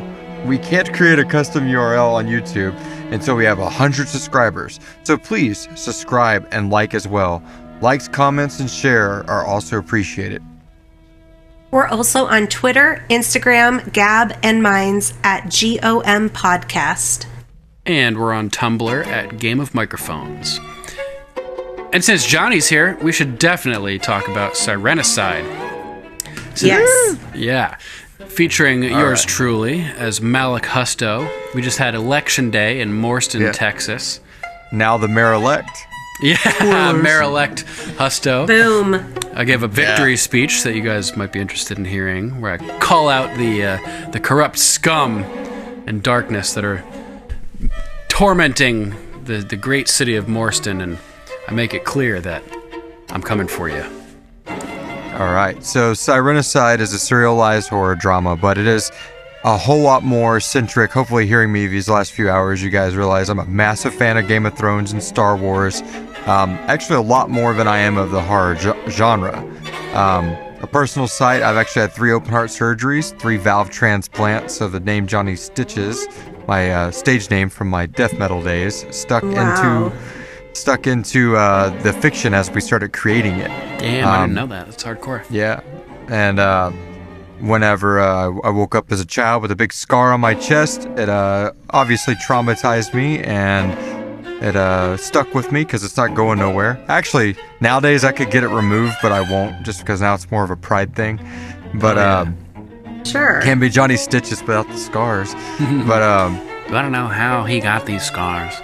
The reason I bring that up is there are a lot of, scary, creepy moments in the show. We definitely, if you're into creepypastas or, the supernatural or things like that, you would get a lot of enjoyment out of it. But I tell people all the time, even if you're anything from into Star Wars, into Game of Thrones, Walking Dead, and you like just strong character development, this is definitely a serialized show. It's not an anthology podcast, or thing like that. So you can actually start with season 1, episode 1, burn through the first, second, and third seasons. Now our season finale for season 3 is only in less than a month now. It's crazy. I know. But there's vampires, there's werewolves, there's supernatural hauntings, there's renegade cult-like surgeons running amok, and there's the ever-approaching our dark storm that's on the horizon, called the anathema. And there's very, very few spots of light, it feels like, in this world of darkness, but our Marilek Malacusto and his compadres Harper Powers and Dr. Laughlin will be raging the war of light into or the war on darkness, the war on terror, the war on darkness in the next season, for season 4. Just for you guys, this is the first time it's really being spoke out there, I guess, but wow. We just finished this past Sunday the writer's room and outline for all the mini episodes leading up to season 4 and the preliminary outline for season 4 itself. So it's become my life's work. I ended up discontinuing the band and just getting completely immersed into writing. I write about 70 to 80% of the series, depending on the season structure. My lovely bride writes in the series. Actually, as well as acting. Yeah, as well. Oh yeah, we're that's like you're not even allowed to be in the club if you're not gonna actually get on the microphone. But like Amy, she just got finished writing the episode Trinity that comes out 2 weeks from today, and that will have Mr. Malacusto in it. That's a really good episode. So it's where we actually. No, not much spoiler, but basically we get to see Malik unite with the other good souls that are in this dark universe. I start calling the banners. Yeah, so check out Sirenicide. All the music and probably 80% of the sound effects are done in-house. All of the music's done in-house, and all of the voice acting is by awesome volunteers like Duncan and some amazing professional voice actors that have lent their services to the show or done very awesome at like discount rates for just to come on to be a part of a passion project. And we've been really fortunate, and it's a hellaciously slaughterific good time. But at the end of the day, it's people step away from it wondering what's going to happen to these characters during this next great storm, and it's generated a lot of buzz. So yeah, lots of great love characters. For you guys to check it out. It's available on every podcast platform. It's on Spotify. It's on TuneIn. It's on iHeartRadio, iTunes, Google Play. I mean, you name it, it should be there. You can stream it directly from sirenicide.com and actually look at every episode has its own artwork. So if you actually want to look at the artwork while you listen and see what inspired the artwork for the episode, it's there. And we'd love for you to go to sirenicide.com and check us out. Follow our social media links on Twitter, Facebook, Instagram, and YouTube, and whatever. And like, subscribe, and do all those great things that we got to do to survive in this day and age as a media platform. And thank you so much, Duncan, for letting me come on and talk about one of my favorite, fictional lores out there, which is the Song of Ice and Fire universe. I just love speaking with like-minded people like yourself and Rachel, and it's just so cool that everything that you've endured to keep this thing going, and I appreciate it. Oh man, I appreciate having you here, man. It's a treat to get to have you come on the show. And you guys will dig Sirenicide. So you got time right now to go back, start from episode 1, get all caught up before season 4 comes out, and it's going to be a wild ride. And if you guys like Game of Microphones, you'll get to hear me fighting the darkness in Morriston, Texas. Right. Can't wait to listen to it, guys. Sounds awesome. You got to check it out. I do. I know you say, I think you've said before, like, I got a couple of girls at work that I work with that are very the same way. They won't watch a horror movie. They're not like just not there, but they love the thing. I love scary movies. I don't love horror movies. Yeah. And it's not gratuitous. I mean, for one, it's audio, so I mean, you can only get so. If it's really gratuitous, you got to fact check your imagination at that point. but totally. Yeah, it's very it's something, I guess, to give to the listeners. It's not something you want to just listen to once. It definitely it's designed a lot like Game of Thrones and Star Wars. The more times you watch it, the more shit pick up on little stuff. Yeah, that's by design. You're like, I listen to all that and I'm kind of confused. Then you're right on point. Perfect. That's awesome. Yeah, that's great. I love it. All right, guys, that's our show. Thanks for listening. Thanks for being here with us. Looks like very light armor. I like to move around. You could at least wear a helmet. You shouldn't drink before a fight. You learn this during the years in the fighting pits. I always drink before a fight. It could get you killed. It could get me killed. Today is not the day I die. You're going to fight that? I'm going to kill that. He is the biggest man I've ever seen. Size does not matter when you're flat on your back. Thank the gods.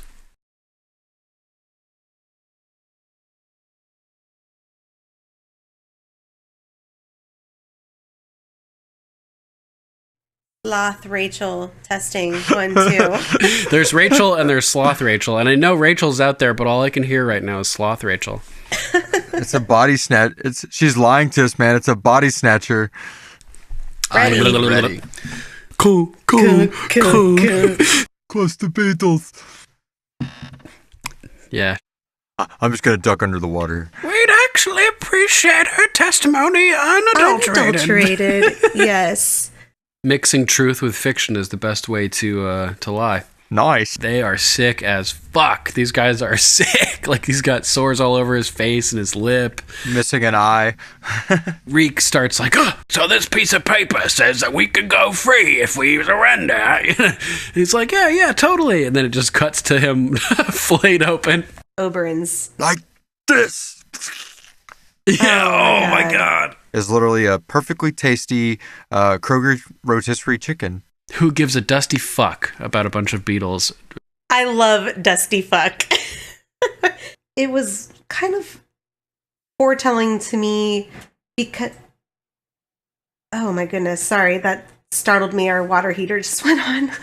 The teeth just clatter down everywhere. Yeah. In the sights of gods and men, we gather to ascertain the guilt or innocence of this man, Tyrion Lannister. Yeah, under the stars. I thought it was, what the fuck salami? You had me at, what the fuck salami? Yeah. Totally. Technically. Glyvin. Yeah, exactly. Just like gross stuff. It like had that Fantasia style of music, but it was just like gross sound effects instead. I love you guys. I love you too. You guys are so super. I mean, all right.